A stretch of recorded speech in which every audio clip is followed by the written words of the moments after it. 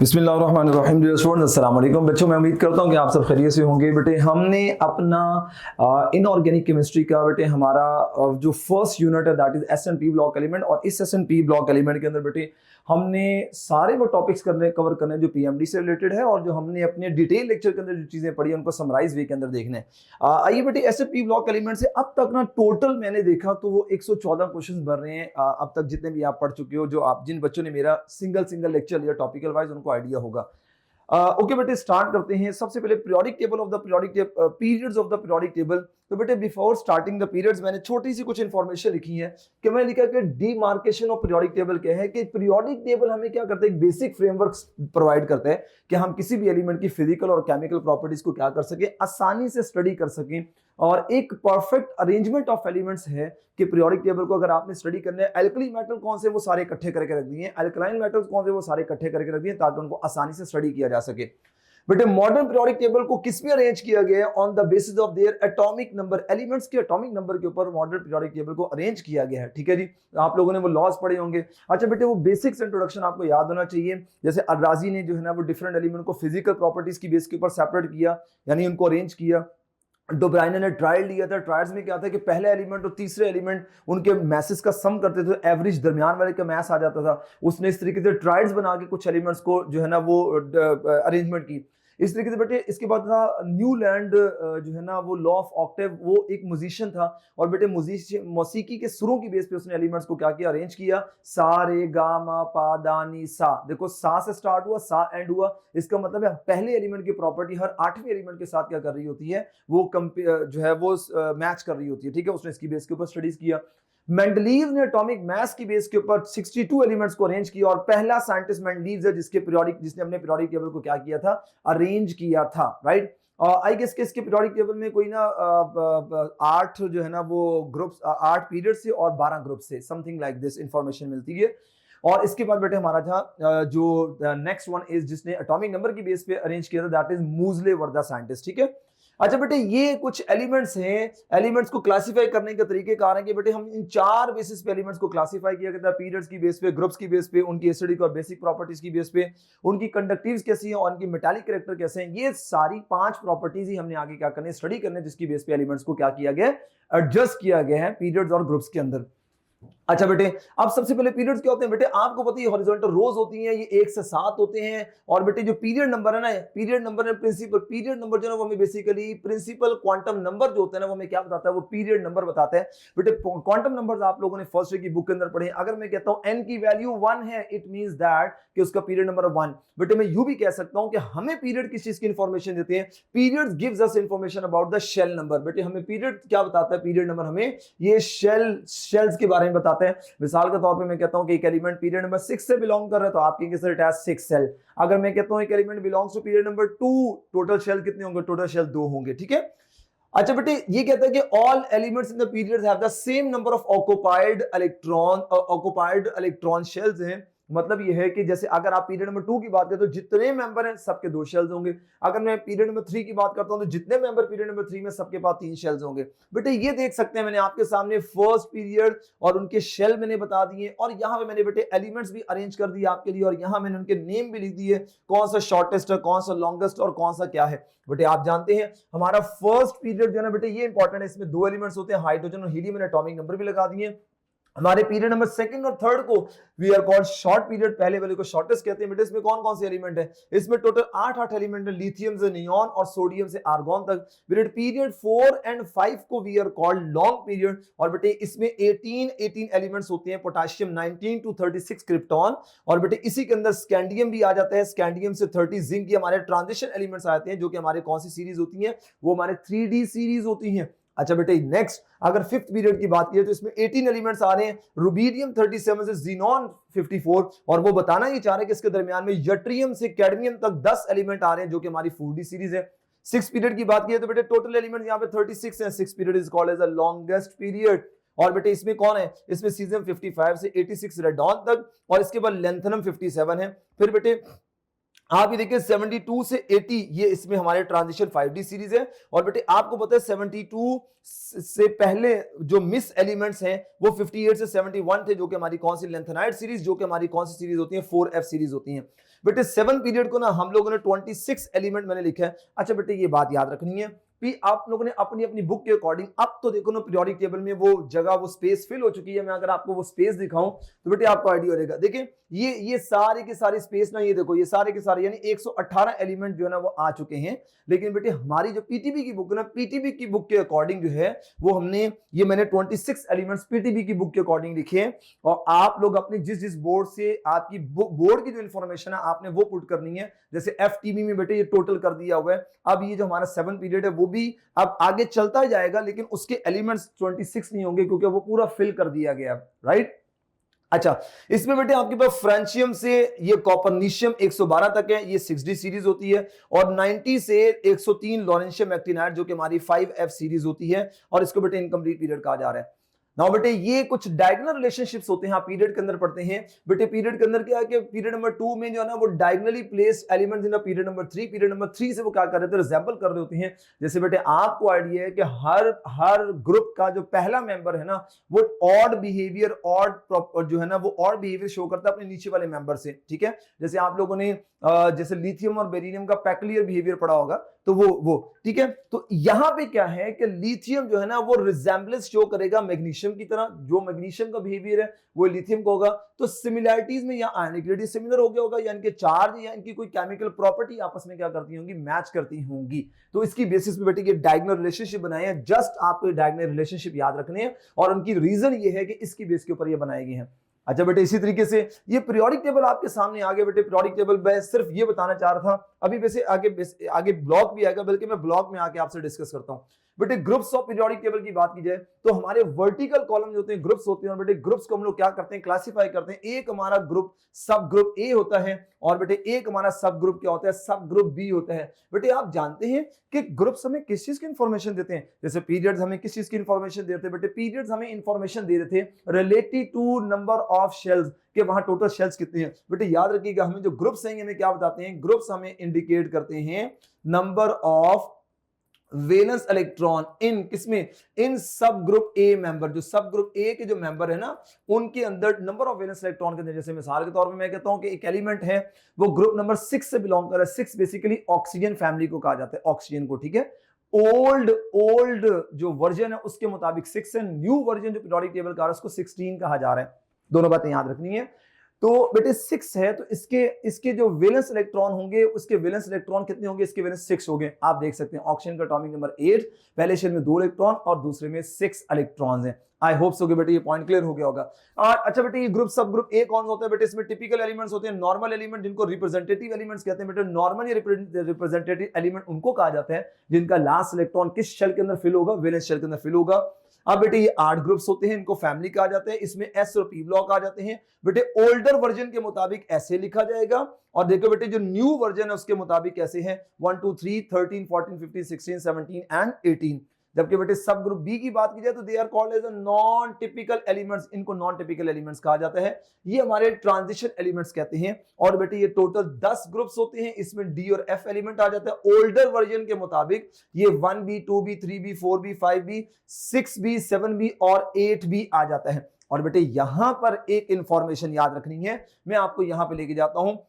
बेटे ये देखिएगा जैसे आपको आइडिया होना चाहिए, ये हमारा होता है 2b होता है, ये हमारा 1b होता है, ये हमारा 3b होता है, ये हमारा 4b, ये हमारा 5, ये हमारा 6, ये हमारा 7, और बेटे इन तीनों को मिला के हमारा 8b होता है, ठीक है। ऐसे अब बेटे ये जो नंबरिंग किसकी बेस पे की गई, on the basis of their oxidation state. आपको पता है कि बेटे हमारा जो कॉपर है ना ये मोस्ट स्टेबल, इसकी ऑक्सीडेशन स्टेट +1 होती है, जिंक की +2 होती है, स्कैंडियम +3 के अंदर होता है। On the basis of their oxidation state इनको ऐसे असाइन किया गया है इनके नेम को। अब बेटे एग्जामिनर पूछे यहाँ पे लॉन्गेस्ट ग्रुप कौन सा है, तो आप क्या ये 8b क्यों लगाओगे, नो बेटे 3b is called as the longest group. क्यों, क्योंकि लेंथम के बाद ये देखो सारे के सारे एलिमेंट यहां पे आ गए, और एक्टिनाइड्स में क्या है ये सारे के सारे एलिमेंट्स यहां पर आ गए। बेटे आप 4 ये और 28 ये ऐड कर लो, तो बेटे 28 और 4 कितना हो गया, 32 एलिमेंट होते हैं हमारे 3b के अंदर। जबकि 8b में देखो 4 4 8 और 4 12 एलिमेंट्स आ रहे हैं, ठीक है। तो लॉन्गेस्ट ग्रुप भी आपने याद रखना है। ओके बेटे नेक्स्ट जरा देखिएगा, ये न्यू वर्जन के मुताबिक उसने बता दिया आपको। और बेटे कहता है outer transition element D block elements को कहते हैं जिसमें 40 एलिमेंट्स होते हैं, और इनर ट्रांजिशन हमारे 28 एलिमेंट्स। बेटे 40 एलिमेंट्स कैसे कह रहा है कि यहां से लेके यहां तक ये आपको सॉरी यहां से लेके आपको यहां तक ये कह रहा है ये 40 एलिमेंट्स हैं। ओके, अब बेटे नेक्स्ट तरह चलते हैं, that is related to MCQ. The valence shell electronic configuration of element is 4s2 4p1 to which group does the element belong. बेटे याद रखिएगा आप लोगों ने कैसे जज करना है कि इसका पीरियड कौन सा है और इसका ये जो है ना ग्रुप कौन सा है। तो बेटे इसके लिए इंफॉर्मेशन ये है, ये सिर्फ नॉर्मल एलिमेंट्स के लिए, जिनका एस और पी ब्लॉक एलिमेंट्स के लिए ट्रिक होगा। बेटे जो नंबर होता है, नंबर जो बड़ा नंबर होता है इलेक्ट्रॉनिक कॉन्फ़िगरेशन में, जो बड़ा नंबर होगा बेटे वो हमें क्या बताएगा, it tells us about the period, ये हमें पीरियड बताते हैं। और इसके इलेक्ट्रॉन का सम कर लो, बड़े नंबर के जो सब शेल है ना, बड़े नंबर के जो सब शेल, उनके इलेक्ट्रॉन का सम कर लो, ये सम हमें बताएगा 3 है। तो बेटे हमें क्या बताएगा, ग्रुप नंबर बताएगा। सो बेटे क्या है, ये ग्रुप नंबर हमारा 3a होगा। हम बी के ऊपर इसको अप्लाई नहीं करते, सिर्फ नॉर्मल एलिमेंट्स के लिए ट्रिक अप्लाई होगा। Okay, the general electronic configuration of halide ion is, बेटे आपको पता है हैलाइड आयन की नॉर्मली ये देखो, ये हमारे पास जब न्यूट्रल फॉर्म में एलिमेंट होता है ना, न्यूट्रल फॉर्म में जैसे फ्लोरीन लिखा हुआ है, F लिखा हुआ है, तो तब इसकी इलेक्ट्रॉनिक कॉन्फ़िगरेशन ये है। लेकिन जब उसने एक इलेक्ट्रॉन गेन कर लिया तो इसकी इलेक्ट्रॉनिक कॉन्फ़िगरेशन ये हो जाएगी NS2Np6 हो जाएगी, यानी कि नोबल गैसेस की तरह हो जाएगी। ओके बेटे, blocks of the periodic table की बात की जाए तो देखिए आपको आइडिया है कि ब्लॉक्स किसकी बेस पे कहा जाता है, base on the valence orbital involve in chemical bonding. बेटे वैलेंस ऑर्बिटल में इलेक्ट्रॉन की फिलिंग की बुनियाद के ऊपर वी असाइन द ब्लॉक्स। बेटे ब्लॉक्स देखें, आपके पास एस ब्लॉक होते हैं, एस सबशेल है, ये सारे सबशेल हैं, ये इनके ऑर्बिटल हैं। बेटे पी के 3 ऑर्बिटल्स होते हैं, डी के 5 ऑर्बिटल होते हैं, और बेटे एफ के 7 ऑर्बिटल्स मैंने आपके सामने लगाए हैं।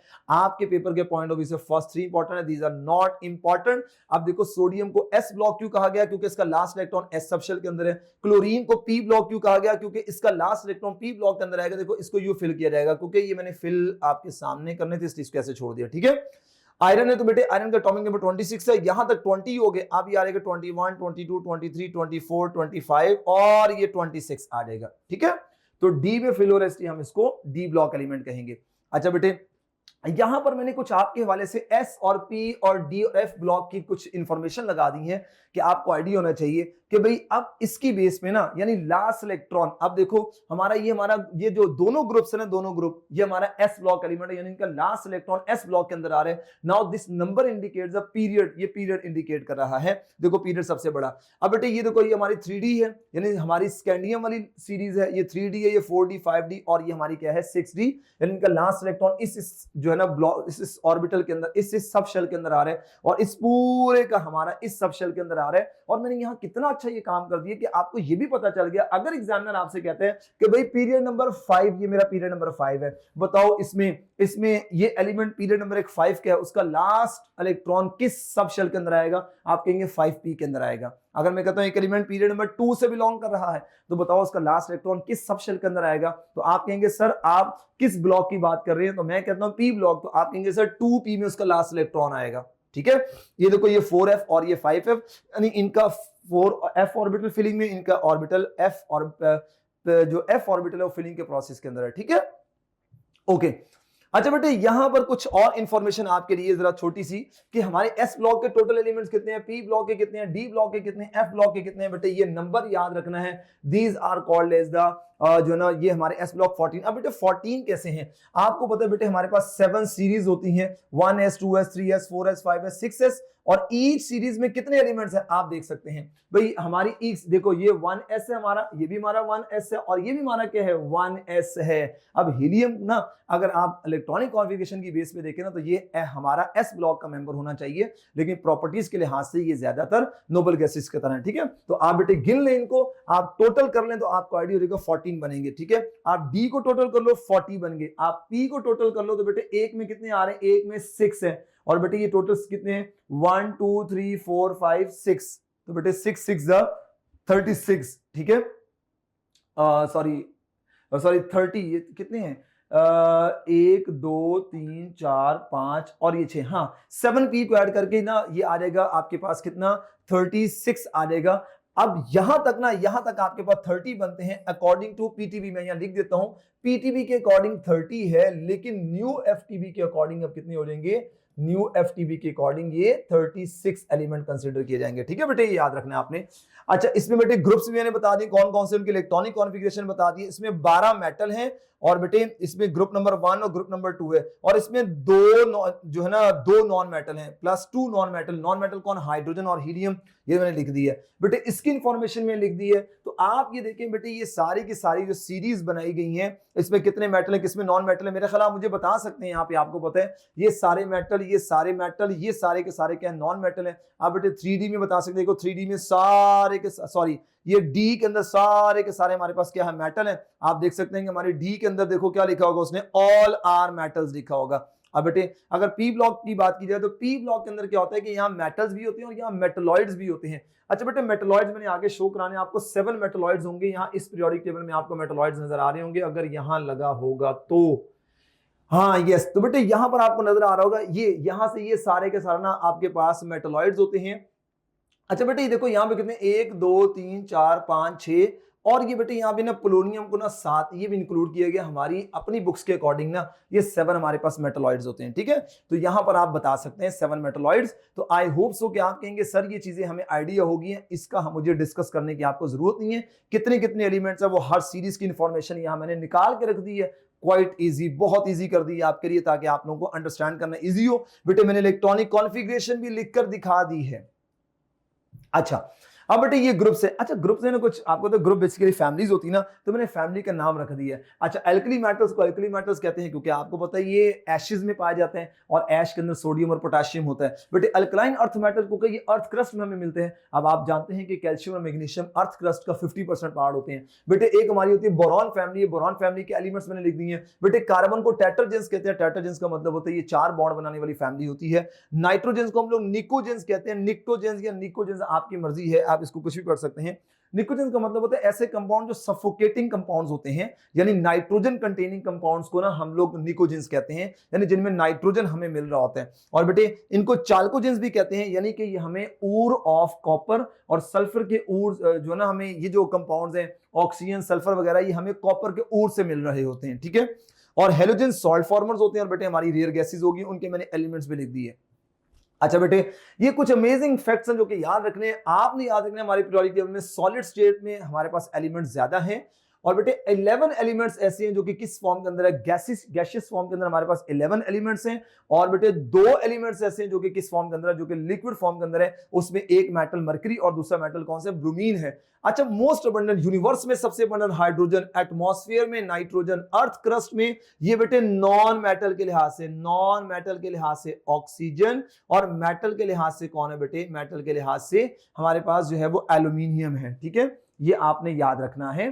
क्या नाम है इसका? परसेंटेज के अर्थ क्रस्ट के लिहाज से। ठीक है, तो मेटल्स में ये है और नॉन मेटल्स के अंदर ये आ जाएगा ऑक्सीजन आ जाएगा। ठीक है, आपको ऑक्सीजन, सिलिकॉन, एल्यूमिनियम, आयरन ये एलिमेंट्स होते हैं। बेटे सबसे लाइएस्ट हाइड्रोजन है और लाइएस्ट मेटल कौन सा? लिथियम है। सबसे कम डेंसिटी किस गैस की? हाइड्रोजन की। सबसे हैवीएस्ट मेटल कौन है? हैवीएस्ट एटम कौन सा है? हाई डेंसिटी किसकी है बेटे? वो सारी की सारी ये एक ना जनरल सी इंफॉर्मेशन है, जाके आपको याद रखनी है। अच्छा बेटे एटॉमिक रेडियस हमारा टॉपिक है। Atomic radius basically distance between the nucleus and the valence electron is called as the atomic radius, यानी वैलेंस शेल से न्यूक्लियस तक का डिस्टेंस। बेटे ये मैंने एक इंफॉर्मेशन लिखी है, why measurement is not sharp. हम एटम के साइज को प्रिसाइजली मेजर नहीं कर सकते क्योंकि एटम की कोई शार्प बाउंड्री नहीं होती, क्योंकि आपको पता है कि इलेक्ट्रॉन जो होता है ना वो कॉन्टिन्यूसली मूव कर रहा होता है और वो ऑर्बिटल के अंदर मूव करता है। जैसे बेटे आप क्लाउड देखे होंगे, क्लाउड, तो बेटे क्लाउड का भी साइज एक जैसा नहीं होता, क्लाउड कभी छोटा कभी बड़ा, मतलब आप एग्जैक्ट नहीं बता सकते। तो ये इलेक्ट्रॉन जैसे क्लाउड की तरह ही है, लिहाजा इसलिए हम इनकी एग्जैक्ट बाउंड्री नहीं बात कर सकते। और बेटे ये इलिप्टिकल पाथ के अंदर मूव करते हैं, यानी आगे पीछे मूव करते रहते हैं, यानी something like this. Elliptical path इसको कहते हैं। देखो ये इसकी एक्सिस है, ठीक है, एक एक्सिस छोटी और दूसरी एक्सिस क्या है? बहुत बड़ी है। तो बेटे इस तरीके से ना ऐसे ऊपर नीचे मूव करते हैं, जिसकी वजह से हम इनको एग्जैक्टली शार्प मेजर नहीं कर सकते। Why measurement is not direct, आप डायरेक्टली भी मेजर नहीं कर सकते क्योंकि डिस्टेंस जो ना नेबरिंग एटम जो ना वो डिस्टेंस को क्या करते हैं? नेबरिंग एटम की वजह से एटम का साइज जो है वो अफेक्ट होता है। आप जरा देखिए कि मैंने क्लोरीन की एग्जांपल ली है, इसका कोवलेंट रेडिया है, ये देखो इस क्लोरीन की फॉर्म में और क्लोरीन कार्बन की फॉर्म में कितना है आपके सामने? यहाँ पे 198 और यहाँ पे कितना है? 178 है। आप देख रहे हैं कि नेबरिंग एटम क्या करते हैं? अपना अपनी फोर्स एक्सर्ट करके उसके इलेक्ट्रॉन क्लाउड को डिस्टर्ब करते हैं, जिसकी वजह से साइज आप प्रिसाइजली नहीं बता सकते। और एक और भी बात याद है आपको कि हम किसी भी एटम को, बहुत सारे एटम में किसी एक एटम को आइसोलेट भी नहीं कर सकते, क्योंकि एटम का साइज बहुत ज्यादा छोटा होता है। अच्छा बेटे, ये मैंने आपके सामने ना टाइप ऑफ रेडिया है बेटे, एक होता है कोवलेंट, मेटालिक, वैन डर वाल, आयनिक रेडिया। बेटे कोवलेंट रेडिया किसकी प्रॉपर्टी होती है? नॉन मेटल की एलिमेंटल फॉर्म के अंदर, मेटल्स एलिमेंटल फॉर्म में, नोबल गैसेस नॉन बॉन्डेड है, उनके लिए ये लेंगे। और बेटे ये आयंस किसके अंदर? इन कंपाउंड, कंपाउंड के अंदर जो आयंस होते हैं उनके रेडिया को आयनिक रेडियस कहते हैं। बेटे इनकी मैंने डेफिनेशन लिख दी है, आप ये देखेंगे तीन एक जैसे होंगे, इनका तरीकाकार सेम है। कैसे? क्योंकि यहां पे भी half of the internuclear distance, यहां भी इंटरन्यूक्लियर डिस्टेंस, और यह भी क्या करना है आप लोगों ने? इंटरन्यूक्लियर डिस्टेंस लेना है। यानी कि आपके पास ये जो दो एटम होते हैं ना, अगर मैं कोवलेंट रेडियस को ड्रॉ करूं तो कोवलेंट रेडियस में एटम आपस में क्या होते हैं? ऐसे ओवरलैप करते हैं। और बेटे यहां से लेके यहां तक आप डिस्टेंस लेते हो। और अगर आपने रेडियस निकालना है तो आप रेडियस कैसे निकालोगे? इस डायमीटर का क्या कर दोगे, या इस बॉन्ड लेंथ का आप क्या कर दोगे? हाफ कर दोगे। तो आपके पास क्या निकल के आ जाएगा? ये बॉन्ड लेंथ का आप क्या कर दो? हाफ कर दो। ये कोवलेंट रेडियस है। जबकि बेटे मेटालिक रेडियस में क्या होता है कि जस्ट दोनों एटम एक दूसरे को टच करते हैं, जब बेटे टच करेंगे ना तो आप उसके रेडियस को क्या कहोगे? Metallic radius. बेटे वैन डर वाल रेडियस क्या होता है कि आप दो एटम को बस थोड़ा सा क्लोज कर लो, और बेटे क्लोज करके उनके रेडियस आप ले लेते हो। लिहाजा इन तीनों का तरीकाकार आप देख रहे हैं कि सेम है, राइट। और इसमें हम लोगों ने एलिमेंट्स लेने हैं, और जो हमने क्या कहा है कि प्योर नॉन पोलर हमारे पास मॉलिक्यूल होने चाहिए, पॉलर नहीं होने चाहिए, क्योंकि पॉलर में इफेक्ट हो जाता है उनका रेडियस। बेटे यहां पे आइडेंटिकल मेटल लेने हैं, और ये हमने किसके लिए लेने हैं? Non bonded atom. बेटे कौन से नॉन बॉन्डेड एटम होते हैं? वो किसके होते हैं? बेसिकली वो हम लोग नोबल गैसेस के लिए लेते हैं, ठीक है। और बेटे नीचे वाला क्या है? ये डिस्टेंस लेना होता है। कैसे? Between the nucleus and outer motion of an ion, it is a additive property. ये आप यूं देते हो, यानी आपके पास ये कैटाइन है, कैटाइन साइज में छोटा होता है, और ये एनाइन है, और बेटे एनाइन साइज में बड़ा है। तो बेटे आप क्या करोगे? इसमें यहां पे इन दोनों के रेडियस को क्या कर लोगे? आप ऐसे करके ना, यहां से लेके यहां तक का डिस्टेंस ये कैटाइन का, और यहां से लेके यहां तक का डिस्टेंस क्या हो जाएगा? एनाइन का, और इसका सम करके आप क्या बताते हो? Internuclear distance. I hope so कि पॉइंट क्लियर हो गया। अगर ये देखने में डिफरेंट हैं कि वो तीनों का एक जैसा मेजर करने का तरीका ये डिफरेंट है, तो अंडरस्टूड है कि इनका फिर आप ऑर्डर भी जो है वो डिफरेंट बताओगे, रेडियाई का ऑर्डर। ये देखिए बेटे मैंने आपके लिखा है, साइज कंपैरिजन लिखा है। सबसे बड़ा वैन डर वाल रेडियस होता है, फिर हमारे पास मेटालिक रेडियस होता है, फिर कोवलेंट रेडियस होता है। बेटे ये जरा बार बार ये रिपीट हो गया, इसको नहीं लिखना आपने, ठीक है। देखो मैंने इन तीनों को क्यों एक जैसा लिया? क्योंकि ये तीनों हम एक ही वे से स्टडी करते हैं, इनका मेजरमेंट का एक ही तरीका कार है। और आप देख सकते हैं कि वैन डर वाल क्यों है, देखो दो एटम आपस में बस क्लोज किए हैं, ये जुड़े हुए हैं, वो एक दूसरे में मिक्स हुए हैं, तो अंडरस्टूड है ये इसका रेडियस ज्यादा आएगा, इसका उससे कम, और इस सबसे कम इसका आएगा। लेकिन बेटे मैंने कैटाइन आयनिक रेडियस को यहां नहीं लिखा। आयनिक रेडियस का मैंने आपको एक टेबल नजर आ रहा होगा, उसका कंपैरिजन देखिएगा, क्योंकि आपको पता है कि जो आयनिक बॉन्ड बनते हैं वो मेटल और नॉन मेटल्स के दरमियान बनता है ना। तो आइए देखते हैं यहाँ पे। बेटे यहां मैंने कुछ कैटाइन और एनाइन के हवाले से इंफॉर्मेशन लिखी है कि इसके फॉर्म कैसे होते हैं। एटम लूजेस इलेक्ट्रॉन, वो गेन करके फॉर्म बनता है। बेटे यहां पे साइज की बात की गई तो ये पेरेंट एटम से स्मॉलर होते हैं कैटाइन, क्योंकि इलेक्ट्रॉन लूज कर दिए, और हमारे एनाइंस क्या होते हैं? साइज में लार्जर होते हैं अपने पेरेंट एटम से। इनका रीजन क्या होता है? क्योंकि इंक्रीज कर जाता है इफेक्टिव न्यूक्लियर अट्रैक्शन, यानी सम न्यूक्लियस पुलिंग फ्यूर इलेक्ट्रॉन। वो क्या करता है बेटे? सेम न्यूक्लियस जो है वो इलेक्ट्रॉन्स को क्या करता है? पुल कर लेते हैं। जबकि बेटे यहां पे क्या करता है कि डिक्रीज होता है effective nuclear charge, nuclear attraction per electron plus increase electron repulsion, यानी पर इलेक्ट्रॉन के ऊपर अट्रैक्शन डिक्रीज होती है और रिपल्शन क्या होती है? ज्यादा होती है, जिसकी वजह से आयनिक रेडियस ज्यादा होता है। बेटे ये नंबर ऑफ प्रोटॉन के हवाले से बताया है आपको। पता अगर कैटाइन साइज में छोटा तो प्रोटॉन ज्यादा है तो इलेक्ट्रॉन कम है, उसमें इलेक्ट्रॉन ज्यादा प्रोटॉन कम है। और ये बेटे मेटल्स बनाते हैं हमारे कैटाइन, और नॉन मेटल्स बनाते हैं। ये देखिए मैंने नीचे इंफॉर्मेशन लिखी है कि हमारे कैटाइन का साइज हमारे मेटालिक रेडियस से कम होगा, यानी मेटल जो है उसका साइज ज्यादा होगा, कैटाइन का साइज कम। वहां देखो मैंने क्या लिखा? Non metal is greater than, यानी anion is greater than covalent radius, क्योंकि कोवलेंट रेडियस हमेशा नॉन मेटल का होता है, और मेटालिक रेडियस के लिए हमने मेटल्स देख रहे हैं तो मेटल्स में कैटाइन है। तो बेटे देखिए कितना अच्छा मैंने कर दिया, उसमें मिक्स नहीं करना आप लोगों ने, ये ख्याल करना है। और मैं लॉजिक बता दी कि आयनिक रेडियस के ट्रेंड डिफरेंट हैं, जबकि उन तीनों के ट्रेंड्स क्या थे? डिफरेंट थे। अच्छा बेटे, यहां पर एटॉमिक रेडी के ट्रेंड की बात की जाए तो बेटे आपको पता है लेफ्ट टू राइट पीरियड होता है डिक्रीज करते हैं और टॉप टू बॉटम ये क्या करता है इंक्रीज करता है, ठीक है। और वो क्यों इंक्रीज करता है बेटे आपको सबको पता है, number of shell remain same होते हैं लेफ्ट टू राइट पीरियड जाते हुए, शील्डिंग इफेक्ट कांस्टेंट होता है, एटॉमिक नंबर इंक्रीज करता है, इफेक्टिव न्यूक्लियर चार्ज वो क्या करता है बेटे इंक्रीज करता है। इफेक्टिव न्यूक्लियर चार्ज क्या होते हैं, आप लोग कहते हैं न्यूक्लियर चार्ज, बेटे न्यूक्लियर चार्ज इंक्रीज नहीं कहना, nuclear charge basically number of proton को कहा जाता है। Number of proton left to right भी बढ़ते हैं, टॉप टू बॉटम भी बढ़ते हैं। आप लोगों ने इफेक्टिव न्यूक्लियर चार्ज कहना है। Net attraction of electron, net attraction of electron क्या कहलाती है, इफेक्टिव न्यूक्लियर चार्ज कहलाती है। यहां पे नंबर ऑफ शेल इंक्रीज करते जा रहे हैं, शील्डिंग इफेक्ट बढ़ता जा रहा है, इफेक्टिव न्यूक्लियर चार्ज क्या होता है डिक्रीज करता जा रहा है, जिससे साइज क्या होता जाएगा बेटे डिक्रीज होता जाएगा। बेटे याद रखिएगा ये जो आपके पास शील्डिंग इफेक्ट कांस्टेंट वाली बात है ना, ये किसके ऊपर एप्लीकेबल है, ओनली फॉर किसके लिए, पीरियड नंबर 2 एंड 3 के लिए। अच्छा बेटे यहां पर ना मैं आपको एटॉमिक साइज ना डी ब्लॉक एलिमेंट का भी बता देता हूं कि डी ब्लॉक के लिए क्या है। जैसे हमारी सीरीज है 3D सीरीज, बेटे 3D सीरीज में scandium, titanium, vanadium, chromium, manganese, iron, cobalt और ये निकल, कॉपर और ये जिंक। बेटे याद रखिएगा यहां पे साइज के ट्रेंड डिफरेंट है। बेटे स्कैंडियम से यहां तक जाते हुए ना हमारा जो साइज होता है it is going to be decrease. यहां दो चीजें साथ साथ चल रही थी, क्यों, एक होता है इफेक्टिव न्यूक्लियर चार्ज और एक होता है बेटे shielding effect. Basically effective Z effective nuclear charge वो ज्यादा होता है और बेटे जो हमारा शील्डिंग इफेक्ट होता है वो कम होता है, जिसकी वजह से साइज क्या कर जाता है डिक्रीज कर जाता है।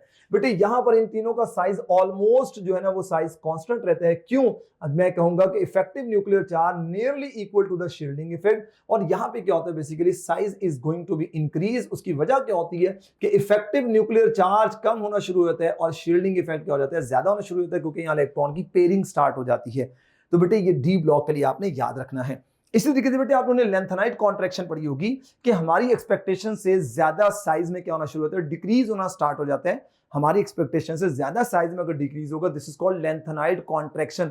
बेटे यूं अंडरस्टैंड कर लो ना, एक सेलिब्रिटी जब किसी शो में एंटर होती है तो वो क्या होता है, देखिए एक क्राउड, एक उसके सिक्योरिटी गार्ड, एक सेलिब्रिटी है। अब सेलिब्रिटी और उसके सराउंडिंग में जो है ना वो उसको शील्ड करने के लिए कौन होता है, उसको शील्ड करने के लिए, लोगों से शील्ड करने के लिए उसका सिक्योरिटी गार्ड होते हैं। अब बेटे सिक्योरिटी गार्ड एफ ऑर्बिटल हैं और वो जो सारे के सारे बाहर क्राउड है ना, आप उनको ये कह लो कि वो सारे के सारे क्या हैं, वो बेसिकली क्या नाम है, इलेक्ट्रॉन्स हैं, ठीक है। अच्छा अब क्या होगा, जब इलेक्ट्रॉन्स बहुत ज्यादा होंगे ना, बहुत ज्यादा होंगे तो उससे क्या होगा, सॉरी हाँ वो बहुत ज्यादा होंगे तो बेटे क्या करेंगे, वो आपको पता है कि वो जो हमारा क्या कहते हैं इसको, जो हमारे सिक्योरिटी गार्ड है वो उनको शील्ड नहीं कर सकेगा, रोक नहीं सकेगा, जिससे वो सारे के सारे इलेक्ट्रॉन क्या हो जाएंगे बेटे, वो हमारे सेलिब्रिटी की तरफ, यानी वो सारे लोग उसकी तरफ अट्रैक्ट हो जाएंगे। यानी इसका मतलब है 4F का शील्डिंग इफेक्ट बहुत कम होता है, जिसकी वजह से हमारी एक्सपेक्टेशन से ज्यादा साइज क्या करता है, डिक्रीज कर जाता है।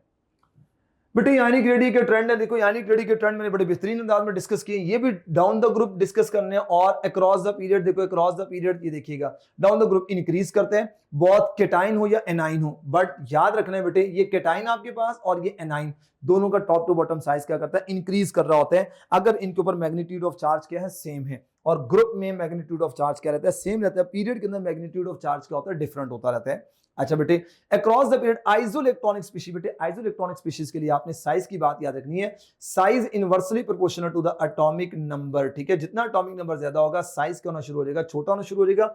आइसोइलेक्ट्रॉनिक किसे कहते हैं, जिनके पास सेम नंबर ऑफ इलेक्ट्रॉन्स होते हैं, ठीक है। और ये डिक्रीज करते हैं, मैंने लिखे एटॉमिक नंबर इंक्रीज करेगा तो साइज क्या करना शुरू कर देगा, डिक्रीज करना स्टार्ट कर देगा, ठीक हो गया। जैसे बेटे आप देखो केटाइन, इन सब के पास ना दे ऑल हैव 10 इलेक्ट्रॉन ना, एंड इनको अगर बात की नाइट्राइड -2, O2 -1, F -1, नाइट्राइड 3 -1, तो बेटे ये सारे के सारे अगर मैं इनकी बात करूं ना, ये सारे के सारे इनमें भी कितने इलेक्ट्रॉन है, दे ऑल्सो हैव 10 इलेक्ट्रॉन, इनके पास भी 10 इलेक्ट्रॉन है, ठीक है। तो बेटे बेसिकली क्या होता है कि जब आप लेफ्ट टू राइट जा रहे हैं तो सोडियम का साइज बड़ा है और सिलिकॉन का साइज कम है। अब यहां पे एक बात याद रखनी, एक हम लोग पढ़ते हैं प्रोटॉन टू इलेक्ट्रॉन रेशियो। बेटे जितना प्रोटॉन टू इलेक्ट्रॉन रेशियो ज्यादा होगा ना, इसका मतलब है उसका साइज क्या होगा, उतना छोटा होगा। अब सिलिकॉन का आपको पता है प्रोटॉन ज्यादा लेकिन इलेक्ट्रॉन कितने हो गए, 10 हो गए, उसका साइज क्या होगा, छोटा हो गया, ठीक है। Same with the anions as well. अच्छा बेटे अगर आइसोइलेक्ट्रॉनिक नहीं है, अगर आइसोइलेक्ट्रॉनिक नहीं है तो पीरियड में लेफ्ट टू राइट जाते साइज क्या करेगा, डिक्रीज करेगा। अब देखिए बेटे सोडियम, मैग्नीशियम, एल्यूमिनियम, सिलिकॉन, अब बेटे हमारे मैग्नीशियम का साइज सोडियम से ज्यादा है और ज्यादा है, होना सोडियम का ज्यादा चाहिए था, लेकिन क्यों, मैंने एक नोट लिखा है, because sodium loses valence shell other don't, यानी सोडियम ने, तीनों के पास, सबके पास 3-3 शेल थे ना, सोडियम ने अपना वैलेंस इलेक्ट्रॉन लूज किया तो उसके पास 2 शेल रह गए। इसका मतलब इसका साइज क्या हो गया, बहुत ज्यादा छोटा हो गया एज कंपेयर टू मैग्नीशियम। तो जिस वजह से जब सेम चार्ज दिए जाए तो बेटे ख्याल करना है, आपने उसको ड्रॉ करके चेक करना है कि इसका शेल तो नहीं खत्म हो रहा। अगर शेल खत्म हो रहा होगा तो उसका साइज उतना डिक्रीज कर दिया जाएगा। बेटे इसी तरीके से सेम चार्ज के ऊपर ये भी साइज क्या कर रहा है, डिक्रीज कर रहा है। हमारे पास एनाइन है, देखो लेफ्ट टू राइट जाते जा रहा है तो साइज डिक्रीज करता जा रहा है। आपको पता है कि बेटे यहां पर इसका एटॉमिक नंबर 7, इसका एटॉमिक नंबर 8, इसका एटॉमिक नंबर 9, इसके पास कितने इलेक्ट्रॉन है, 8 इलेक्ट्रॉन, 9 इलेक्ट्रॉन और 10 इलेक्ट्रॉन है। ठीक है, तो आप बेटे देख सकते हैं कहां पे प्रोटॉन टू इलेक्ट्रॉन रेशियो ज्यादा है। तो बेटे जहां प्रोटॉन टू इलेक्ट्रॉन रेशियो ज्यादा होगा वहां साइज सबसे ज्यादा क्या होगा, छोटा होगा। ठीक है जी। आइए बेटे कुछ एक्सेप्शन है पीरियड नंबर 2 के बारे से, जैसे neon is slightly larger than fluorine. बेटे ये केपीके की बुक के अंदर ना नोट की गई है, क्यों, क्योंकि आपको पता नियॉन कौन सा रेडियाई बनाते हैं, ये वैंडरवाल रेडियाई जो है ना, इसकी वजह से नियॉन जो है ना वो हमारा थोड़ा सा साइज में बड़ा होता है एज कम्पेयर टू फ्लोरीन। लेकिन बाकी तमाम बोर्ड की बुक के अंदर यही बात लिखी है कि टॉप टू बॉटम डिक्रीज करता है। बेटे लॉन्गर पीरियड में polar shielding effect of the D8 of formula causes more pronounced decrease in the size. वो जो मैं आपको लेंथेनाइड कॉन्ट्रैक्शन बता रहा था कि हमारी एक्सपेक्टेशन से ज्यादा साइज डिक्रीज कर जाते हैं। Gradual decrease in size across lanthanide is called lanthanide contraction. Gallium is slightly smaller than aluminium due to poor shielding effect by d electron, reason साथ लिख दिया। रेडॉन स्मॉलर होता है than barium in group number 2A, but a same reason because of the poor shielding effect of d electron. अच्छा बेटे MCQ, select the group 2 element which has the highest atomic radius. इसकी किसका atomic radius ज्यादा होगा, आपको पता है top to bottom है तो ये 3 ग्रुप नंबर 2 के मेंबर है तो बेटे बेरियम का साइज सबसे बड़ा होगा।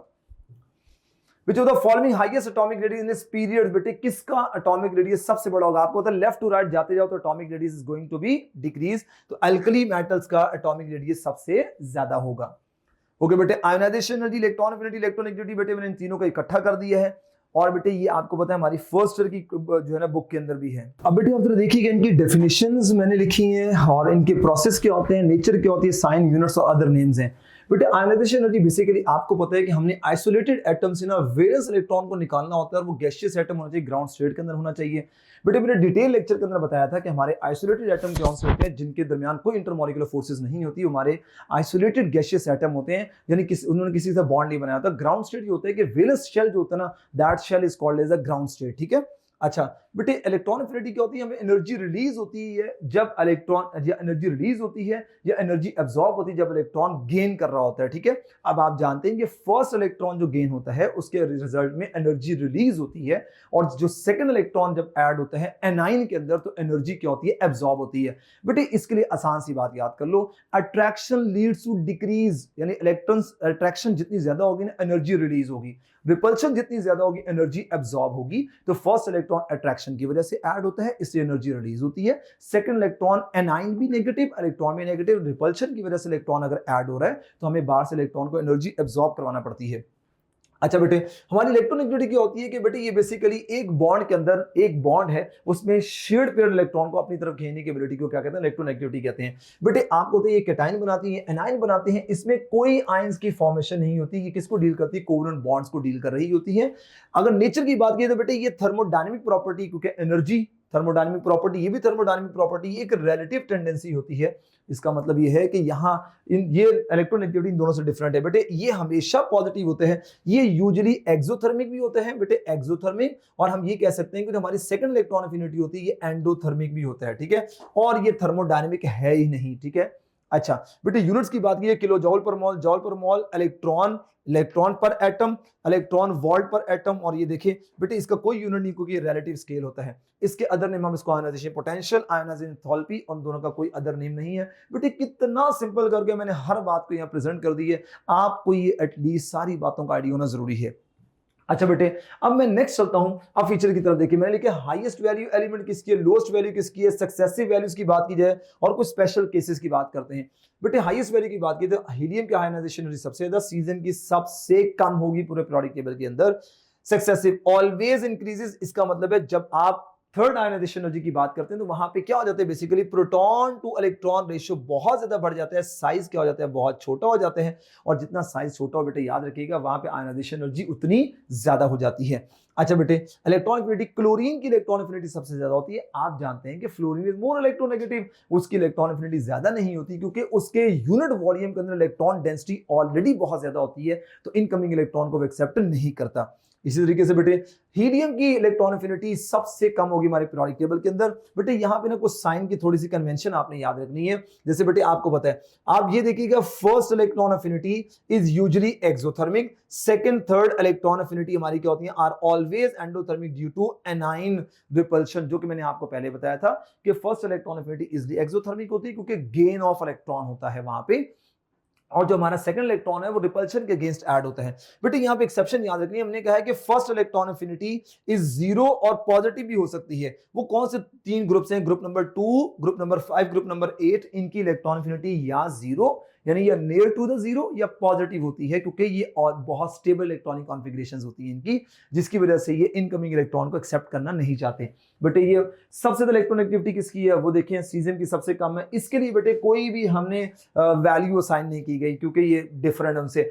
अब बेटे यहां पे कुछ बातें याद रखनी है कि मेटल्स में ना यूजुअली मेटल्स की ना इलेक्ट्रॉन एफिनिटी लेस देन 2.0 होती है, लेकिन गोल्ड एक ऐसा मेटल है जिसकी मेटल्स में सबसे ज्यादा इलेक्ट्रोनेगेटिविटी 2.5 पाई जाती है। बेटे नॉन मेटल्स की यूजुअली ग्रेटर देन 2.0 होती है। नोबल गैसेस देखो नॉन मेटल है और ये जीरो इलेक्ट्रोनेगेटिविटी है। क्यों? क्योंकि ये कंपाउंड्स नहीं बनाते।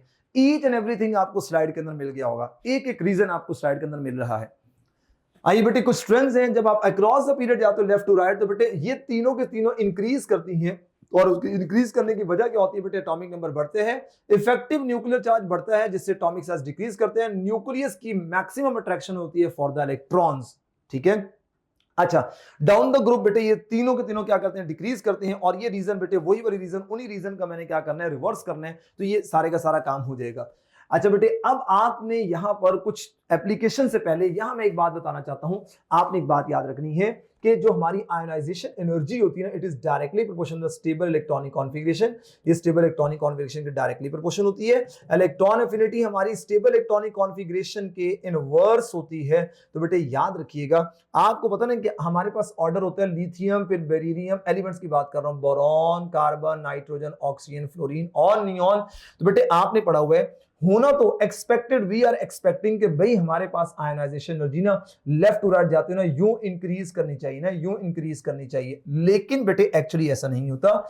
लिथियम है तो बेटे ये ऑर्डर बिल्कुल ठीक है, लेकिन यहां पे नेक्स्ट जो है ना वो ऑर्डर यूं हो जाता है, बोरॉन लेस जो है ना, बोरॉन की आयनाइजेशन एनर्जी कम होती है क्योंकि बेरिलियम ज्यादा स्टेबल होता है, तो एरो इसकी तरफ आ गया। और उसके बाद बेटे यहां पर आपके पास सिर्फ कार्बन, फिर ये नाइट्रोजन, फिर यहां पे प्रॉब्लम आ जाएगी बेटे, एरो इस तरफ चला जाएगा, और इससे क्या इंडिकेट कर रहा है कि बेटे ऑक्सीजन ज्यादा स्टेबल इलेक्ट्रॉनिक कॉन्फ़िगरेशन नहीं रखता, नाइट्रोजन ज्यादा स्टेबल इलेक्ट्रॉनिक कॉन्फ़िगरेशन रखता है।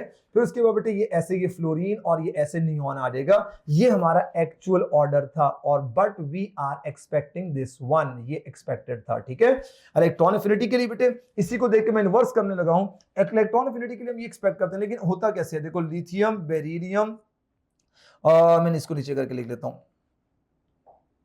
Lithium, beryllium, boron, carbon, nitrogen, oxygen, fluorine और नियॉन। ठीक है बेटे, अब देखिएगा जरा बेटे यहां पर ना बेरिलियम और बोरॉन में ना, बेरिलियम और लिथियम में इस तरफ एरो आएगा, होना उस तरफ चाहिए था, ये एक एबनॉर्मलिटी आ गई। और बेटे किसने शो की, अच्छा यहां पे एबनॉर्मलिटी किस किसने शो की है, एक बेटे बोरॉन है और एक ऑक्सीजन है। Boron belongs to group number 3 और ये बिलोंग टू ग्रुप नंबर 6, तो ये भी आपने याद रखनी है। और बेटे यहां पे किसने पहली एबनॉर्मलिटी शो की है, ग्रुप नंबर 2 के मेंबर ने, 2A के बेरिलियम ने। ठीक है, उसके बाद बेटे ये इलेक्ट्रॉन एफिनिटी यू बढ़ती जा रही है। अब बेटे यहां पर ना होनी नाइट्रोजन की चाहिए थी, लेकिन किसकी ज्यादा होगी, वो ज्यादा होगी नाइट्रोजन की, तो किसने एबनॉर्मलिटी शो की, नाइट्रोजन, ओके ग्रुप नंबर 5 का मेंबर है। फिर ये बेटे एज इट इज ऑर्डर रहेगा। अब यहां पे प्रॉब्लम आ गया क्योंकि नियॉन की भी इलेक्ट्रॉनिक कॉन्फ़िगरेशन की होती है, बहुत ज्यादा स्टेबल होती है, इसकी वजह से आपका एरो चेंज हो गया। और बेटे इन तीनों में आप ये देखें कि यहां पर इलेक्ट्रॉन एफिनिटी की वैल्यूज आपको आइडिया हो रही होंगी। अगर एग्जामिनर पूछे इन पांचों स्टेबल में से किसकी इलेक्ट्रॉन एफिनिटी ज्यादा है, किसकी कम है, तो बेटे याद रखिएगा ग्रुप नंबर 5A की इलेक्ट्रॉन एफिनिटी ज्यादा है, उससे कम 2A, और बेटे सबसे कम हमारा कौन होगा, 8A होगा, इसकी इलेक्ट्रॉन एफिनिटी सबसे कम होगी। ये बात आप सब बच्चों ने याद रखनी है, ये ऑर्डर भी आपको याद रखना जरूरी है। अच्छा बेटे, ये कुछ ना इनकी एप्लीकेशन के हवाले, दीज आर द एप्लीकेशंस। बेटे हमें आयनाइजेशन एनर्जी क्या आती है, नंबर ऑफ वैलेंस इलेक्ट्रॉन। हम क्या देते हैं, look for large gap between successive. बेटे दो वैल्यूज के दरमियान, मिसाल के तौर पे मैं कहता हूं एक वैल्यू आपके पास 100 है, एक आपके पास 2000 है, एक आपके पास ना यहाँ 10,000 आ गया, बताओ कहां ज्यादा गैप है। तो बेटे ये दो सक्सेसिव है, ये दोनों ऑल्टरनेटिव हैं, तो यहां पे लाइन लगा दो। अब इससे पहले, इस लाइन से पहले कितनी वैल्यूज, दो वैल्यूज है, इसका मतलब है कि इसके आयनाइजेशन एनर्जी यानी इसके दो इलेक्ट्रॉन का लॉस्ट हुआ है, इसके वैलेंस इलेक्ट्रॉन 2 है, तो इससे भी आप आयनाइजेशन एनर्जी को प्रेडिक्ट करते हो। और बेटे हमें क्या बताती है, जितना ज्यादा आयनाइजेशन एनर्जी होगी उस एटम की स्टेबिलिटी उतनी ज्यादा होती है। इसीलिए तो हमारे जो हमारी नोबल गैसेज हैं मोर स्टेबल और हमारे एल्कली मेटल्स लेस स्टेबल होते हैं। बेटे जितना ज्यादा मेटालिक कैरेक्टर होगा ना किसी का, उसका मतलब उसकी आयनाइजेशन एनर्जी कम है, उस मेटल का आसानी से इलेक्ट्रॉन लॉस्ट हो रहा है, जिसकी अच्छा मेटल है। Reactivity of metal is inversely proportional ionization energy. जिस मेटल की जितनी आयनाइजेशन एनर्जी कम होगी उसकी रिएक्टिविटी क्या होगी, उतनी ज्यादा होगी। बेटे इलेक्ट्रॉन एफिनिटी की बात की जाए तो ये हेलोजन रिएक्टिविटी ऑर्डर बताता है कि क्लोरीन, फिर फ्लोरीन, फिर ब्रोमीन, फिर आयोडीन। बेटे इसने क्या बताया, हमारे पास रिएक्टिविटी ऑर्डर है, ये reactivity order on the basis of electron affinity हमने ये बनाया है, ठीक है।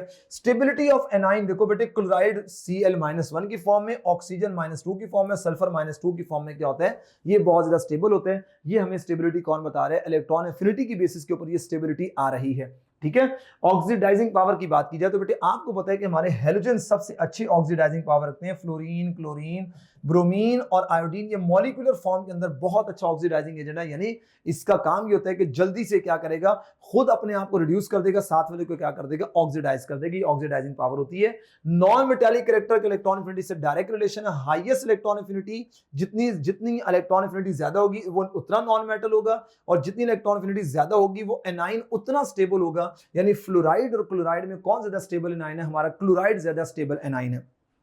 और बेटे इलेक्ट्रोनेगेटिविटी ऑफ एटम की बात कीजिए तो हमें क्या बताती है, ऑक्सीडेशन नंबर।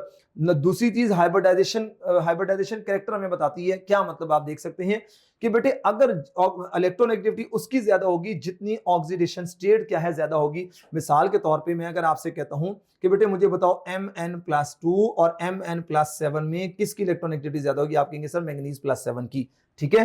हाइब्रिडाइजेशन के लिहाज से बात की जाए तो ये यहां पे बात लिखी होगी, ये यहां पे लिखी हुई है मैंने, ये देखिए। और electronegativity directly percentage s character in hybridization, जितना एस कैरेक्टर ज्यादा होगा हमारी इलेक्ट्रोनेगेटिविटी क्या होगी, उतनी ज्यादा होगी। एल्काइंस के कार्बन ज्यादा electronegative as compare to alkene alkane. बेटे जितना ऑक्सीडेशन नंबर ज्यादा इलेक्ट्रोनेगेटिविटी ज्यादा, मैंने बता दी है। जितना नॉन मेटालिक कैरेक्टर ज्यादा होगा उस एलिमेंट की इलेक्ट्रोनेगेटिविटी भी क्या होगी, उतनी ज्यादा होगी। और electronegativity is inversely proportional to metallic character. जितने मेटल्स होते हैं उनकी इलेक्ट्रोनेगेटिविटी क्या होती है, कम होती है। नॉन मेटल्स की इलेक्ट्रोनेगेटिविटी ज्यादा होती है। लो बेटे ये कुछ एक्सेप्शन मैंने आपको बतानी थी। ये देखिए मैं आपको पीछे बोरॉन बेरिलियम वाला बता के आ चुका हूं क्योंकि इनके एस फिल होते हैं। नाइट्रोजन और ऑक्सीजन का भी मैं आपको रीजन बता चुका हूं क्योंकि इनकी स्टेबल इलेक्ट्रॉनिक कॉन्फ़िगरेशन होती है। और कौन सी स्टेबल इलेक्ट्रॉनिक कॉन्फ़िगरेशन होती है बेटे, फुली फिल्ड और half filled orbital, they are more stable. बेटे बोरॉन जो है ना इसका less electron p which is easier to remove होते हैं। Oxygen has paired p electrons, so repulsion lowers ionization energy. और बेटे हम इसको कहते हैं स्पिन पेयर रिपल्शन कहते हैं, स्पिन पेयर रिपल्शन कहते हैं।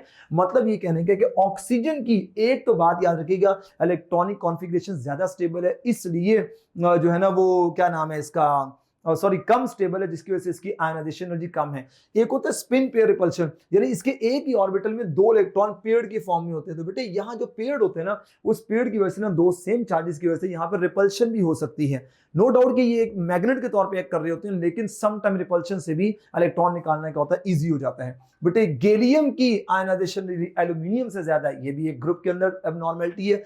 क्यों? क्योंकि poor shielding effect of d electron. फिर देखो बेटे थैलियम और इंडियम में भी शील्डिंग इफेक्ट की वजह से। अभी बेटे लेड और टिन में लेंथेनाइड कॉन्ट्रैक्शन की वजह से हमारी लेड की आयनाइजेशन एनर्जी ज्यादा और टिन की आयनाइजेशन एनर्जी कम है। क्योंकि लेड जो है ना वो क्या होता है, उसके जो हमारे पी ब्लॉक के इलेक्ट्रॉन होते हैं वो क्या हो जाते हैं, क्लोजर टू द न्यूक्लियस हो जाते हैं ना, क्योंकि इसमें जो है ना वो डी ऑर्बिटल इन्वॉल्व होता है। तो डी ऑर्बिटल का पूरा शील्डिंग इफेक्ट होता है, इलेक्ट्रॉन न्यूक्लियस अपनी तरफ खींच लेता है, जिससे क्या हो जाता है कि इलेक्ट्रॉन निकालना मुश्किल हो जाता है, आयनाइजेशन एनर्जी ज्यादा हो जाती है। और बेटे ये ग्रुप नंबर 1 के अंदर आपके सामने एक छोटी सी एबनॉर्मलिटी डिस्कस की गई है, वो सीजियम और फ्रेंचियम की, क्योंकि फ्रेंचियम आपको पता है कि हमारा बेसिकली रेडियोएक्टिव एलिमेंट है, उसकी एज सच हमें जरूरत नहीं है।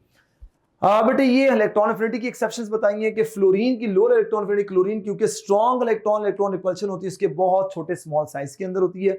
ऑक्सीजन की लोअर इलेक्ट्रॉन एफिनिटी है sulphur because of the greater electron electron repulsion, क्योंकि यूनिट कम यूनिट यानी जो उसका यूनिट वॉल्यूम होता है ना उसमें ज्यादा इलेक्ट्रॉन डेंसिटी होती है, तो इनकमिंग इलेक्ट्रॉन वो ऐड नहीं हो सकता। अच्छा, in the first two elements of several group, बेटे सारे फर्स्ट टू ग्रुप्स देख लो, इन सब के अंदर ये प्रॉब्लम आते हैं। आप देख सकते हैं किसकी इलेक्ट्रॉन एफिनिटी ज्यादा, मैंने कितना आसान करके बता दी है। आई होप सो कि बेटे आपको ये बात नहीं भूलेगी, इन सब में ये एबनॉर्मैलिटी है। अच्छा बेटे, अब metallic and non metallic character, बेटे आपको पता है मेटल्स क्या होते हैं। मेटल्स को हमने 5 कैटेगरीज के अंदर डिवाइड किया हुआ है। एक होते हैं अल्कली मेटल्स 1, एक होते हैं अल्कलाइन, एक होते हैं पोस्ट ट्रांजिशन मेटल्स, यानी जिनके पी ब्लॉक के जो मेटल्स होते हैं जैसे एल्यूमिनियम, गेलियम, इंडियम, ठीक है ना, डी ब्लॉक के साथ साथ उनकी बात की जा रही है। और बेटे इनर ट्रांजिशन एलिमेंट्स हम जो है ना एफ ब्लॉक को, आउटर ट्रांजिशन एलिमेंट को हम लोग डी ब्लॉक के एलिमेंट्स को कहते हैं। बेटे ये सारी की सारी प्रॉपर्टीज बताइए जो हमारे मेटल्स होते हैं, उनकी लो आयनाइजेशन एनर्जी होती है, आसानी से इलेक्ट्रॉन को लॉस करके कैटायंस बनाते हैं, मेल्टिंग बॉइलिंग पॉइंट ज्यादा होते हैं, मैलेबल डक्टाइल होते हैं, इलेक्ट्रिसिटी के कंडक्टर्स होते हैं, they are good reducing agent because they easy to lose the electron. और ये सॉलिड्स होते हैं एक्सेप्ट, बेटे यहाँ पे ना ये क्या नाम है, अगर इनकी बात की जाए सॉलिड्स में एक्सेप्शन की, तो बेटे वो आपने मेटल पढ़ा होगा, क्या कहते हैं, मरकरी।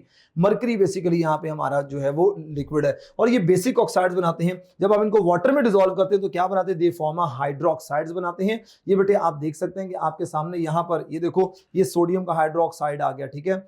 इसी तरीके से बेटे आपके पास जो है ना वो ये कैल्शियम, और ये इसने जरा उल्टा कर दी है, कैल्शियम प्लस HCl मिले तो ये कैल्शियम क्लोराइड, ये इसके बारे में बताना चाह रहा है, ठीक है।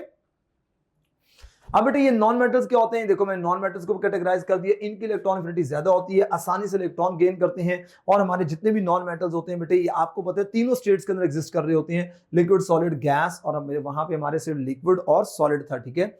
ये नॉन कंडक्टर होते हैं, इनके एसिडिक ऑक्साइड्स होते हैं। बेटे आप एसिडिक ऑक्साइड्स देख सकते हैं, किस वजह से, because they form a acid. और ये आपको पता चल गया कि पहले बेसिक, फिर amphoteric, aluminium is an amphoteric oxide, उसके बाद ये सारे के सारे हमारे क्या होते हैं, एसिडिक ऑक्साइड बना रहे होते हैं। ये सारी इंफॉर्मेशन मेरा ख्याल आपको आइडिया है। और हमारे नॉन मेटल्स, ये देखिए मैंने लिखा स्मॉल होते हैं, डिस्क्रीट होते हैं, नॉन पोलर लीनियर मॉलिक्यूल्स होते हैं। बेटे ये ना BTB की बोर्ड की बुक की इंफॉर्मेशन है, मेरा ख्याल इसमें कोई ऐसी बात नहीं जो आपको बताने वाली, जो आपको अंडरस्टैंड करवाने वाली। यू एवरीथिंग आप देख रहे हैं कि स्लाइड के ऊपर मौजूद है।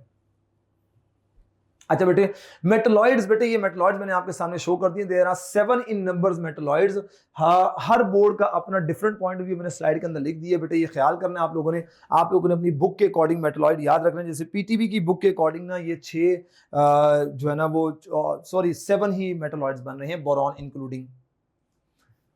अच्छा बेटे ये है third period element that initially react rapidly with oxygen to form protective oxide coating that prevent further reaction. तो बेटे पीरियड 3 का मेंबर कौन है, एल्यूमिनियम हमारा जो होता है वो फर्दर रिएक्शन नहीं होने देता because of Al2O3 formation, protective layer आ जाती है। Which one is more metallic, जिसका साइज जितना बड़ा होता है that metal would be a more metallic metal.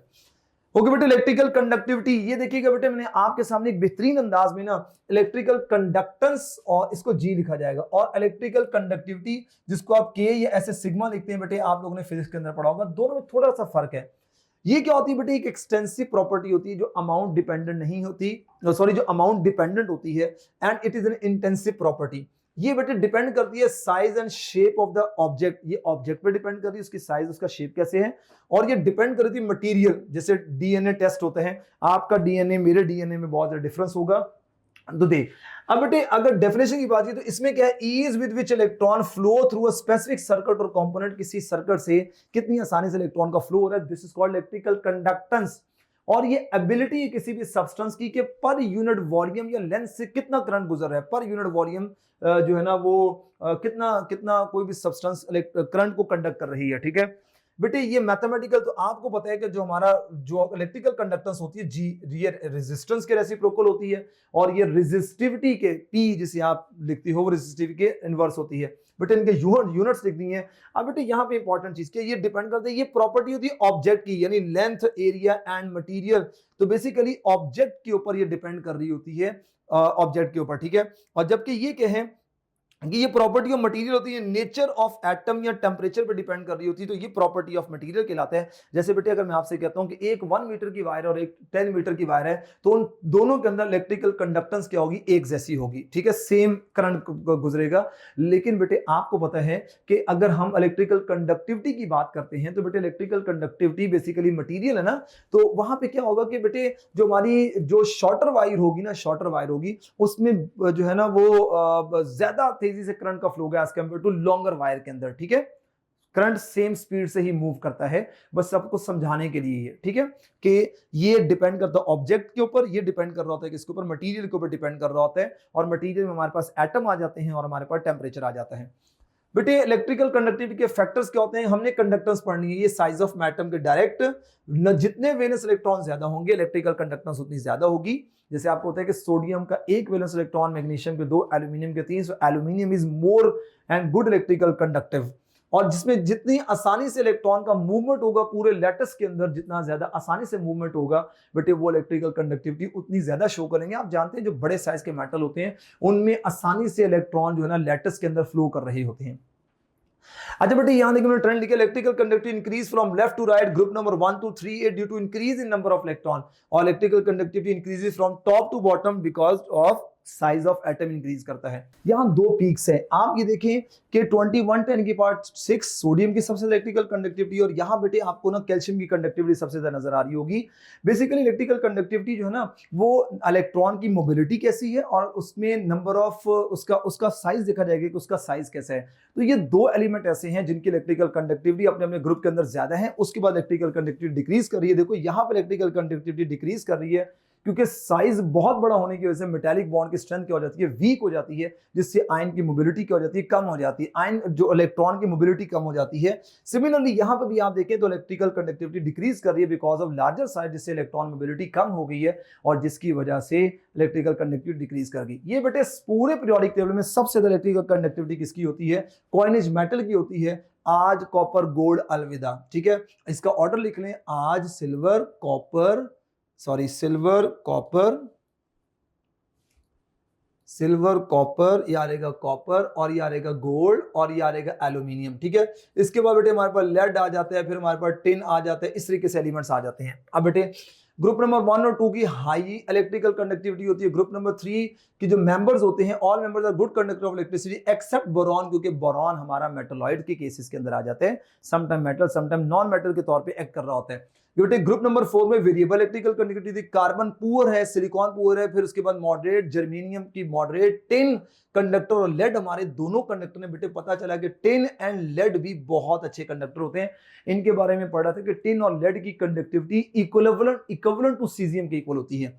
अच्छा बेटे ग्रुप नंबर 5 है तो हमारे इलेक्ट्रिकल कंडक्टिविटी की बहुत मॉडरेट होगी क्योंकि नॉन मेटल शुरू हो गए, पुअर इलेक्ट्रिकल कंडक्टिविटी पुअर, और ये वैसे के नॉन मेटल सारे के सारे पुअर इलेक्ट्रिकल कंडक्टिविटी शो करते हैं। बेटे कार्बन और ग्रेफाइट की बात कीजिए, कार्बन आपको होता है sp3 हाइब्रिडाइज, इसमें कोई फ्री इलेक्ट्रॉन या नॉन कंडक्टर। इसमें क्या होता है बेटे, एक इलेक्ट्रॉन जो है ना वो फ्री होता है और जिसकी वजह से ये parallel to the layer good conductor of electricity होता है। यहाँ पे हाइब्रिडाइजेशन sp2 होती है। सिलिकॉन और जर्मेनियम सेमीकंडक्टर, टिन और लेड आर गुड कंडक्टर्स, ठीक है। अच्छा बेटे melting and bonding bond of P block elements, तो बेटे मेल्टिंग और boiling bond P block of element को जरा देखिएगा कि मेल्टिंग एंड बॉइलिंग बॉन्ड क्या होता है बेटे, डिपेंड करता है strength of bonding between atoms और मॉलिक्यूल, के एटम और जो है ना मॉलिक्यूल किस तरीके से बाइंड है। तो बेटे उसके लिहाज से आप क्या बताते हो, मेल्टिंग पॉइंट बताते हो। स्ट्रॉन्गर बॉन्डिंग और stronger intermolecular forces given higher melting points. बेटे यहां देखिएगा मैंने आपके सामने को डिस्कस किया हुआ है, एक अक्रॉस अ पीरियड, फिर ग्रुप नंबर 1, फिर ग्रुप नंबर 2, फिर ग्रुप नंबर 3 डिस्कस करेंगे। जब आप लेफ्ट टू राइट जाते हो तो बेटे ग्रुप नंबर 4 तक जाते हो ना, इंक्रीजेस करते हैं हमारा मेल्टिंग पॉइंट और then decreases towards noble gases. अब बेटे इसकी एग्जांपल्स क्या होती है, इसकी वजह क्या होती है, बिकॉज के number of bonding electron increase करते हैं 4a तक एंड देन डिक्रीज कर देते हैं नोबल गैसेस तक। क्योंकि आप जैसे फॉर एग्जांपल लिथियम सोडियम और लिथियम के बाद आ जाएगा beryllium, boron, carbon, nitrogen, oxygen, fluorine और नियॉन, ठीक है। तो बेटे यहां से लेके यहां तक ना बेसिकली ये क्या करते हैं, ये हमारे पास ना क्रिस्टल स्ट्रक्चर्स होते हैं। यानी कि आप ये कह रहे हैं कि यहाँ पे बेरिलियम और यहाँ पे ना इन दोनों के दरमियान क्या होता है कि एक ना मेटालिक स्ट्रक्चर होता है इनका, ठीक है, मेटालिक बॉन्ड होता है, ये मेटालिक स्ट्रक्चर बनाते हैं। बोरॉन और कार्बन हमारे क्या करते हैं, ये जायंट नेटवर्क बनाते हैं बेटे, ये जायंट नेटवर्क स्ट्रक्चर बनाते हैं, कोवलेंट बॉन्ड बनाते हैं, लेकिन हमारे कार्बन का ज्यादा जायंट नेटवर्क स्ट्रक्चर होता है एज कंपेयर टू बोरॉन। तो इसके बाद बेटे ये जो हमारे नाइट्रोजन से नियॉन तक आते हैं, they are called as a simple molecule. और बेटे जो सिंपल मॉलिक्यूल्स होते हैं उनमें कौन सी फोर्स होती है, आप जानते हैं कि उनके अंदर weak van der Waals force होती है, और यहां पर स्ट्रेंथ ऑफ मेटालिक बॉन्ड है, मेटालिक बॉन्ड से ज्यादा कोवलेंट बॉन्ड, जो जायंट कोवलेंट बॉन्ड होते हैं उनकी स्ट्रेंथ क्या होती है, ज्यादा होती है।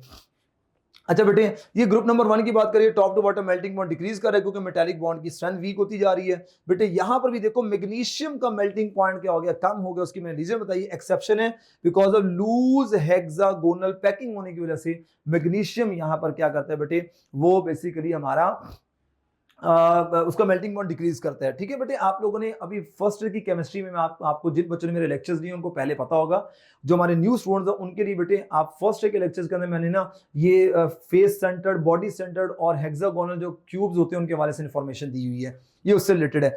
बेटे यहां पर देखिए गेरियम एक वाहिद ऐसा मेटल है, इसको पाम मेटल कहते हैं, ये गेरियम Ga2 की फॉर्म में एग्जिस्ट करता है और बहुत जल्दी मेल्ट हो जाता है। ये इररेगुलर होता है because germanium show dip in melting point due to diatomic format.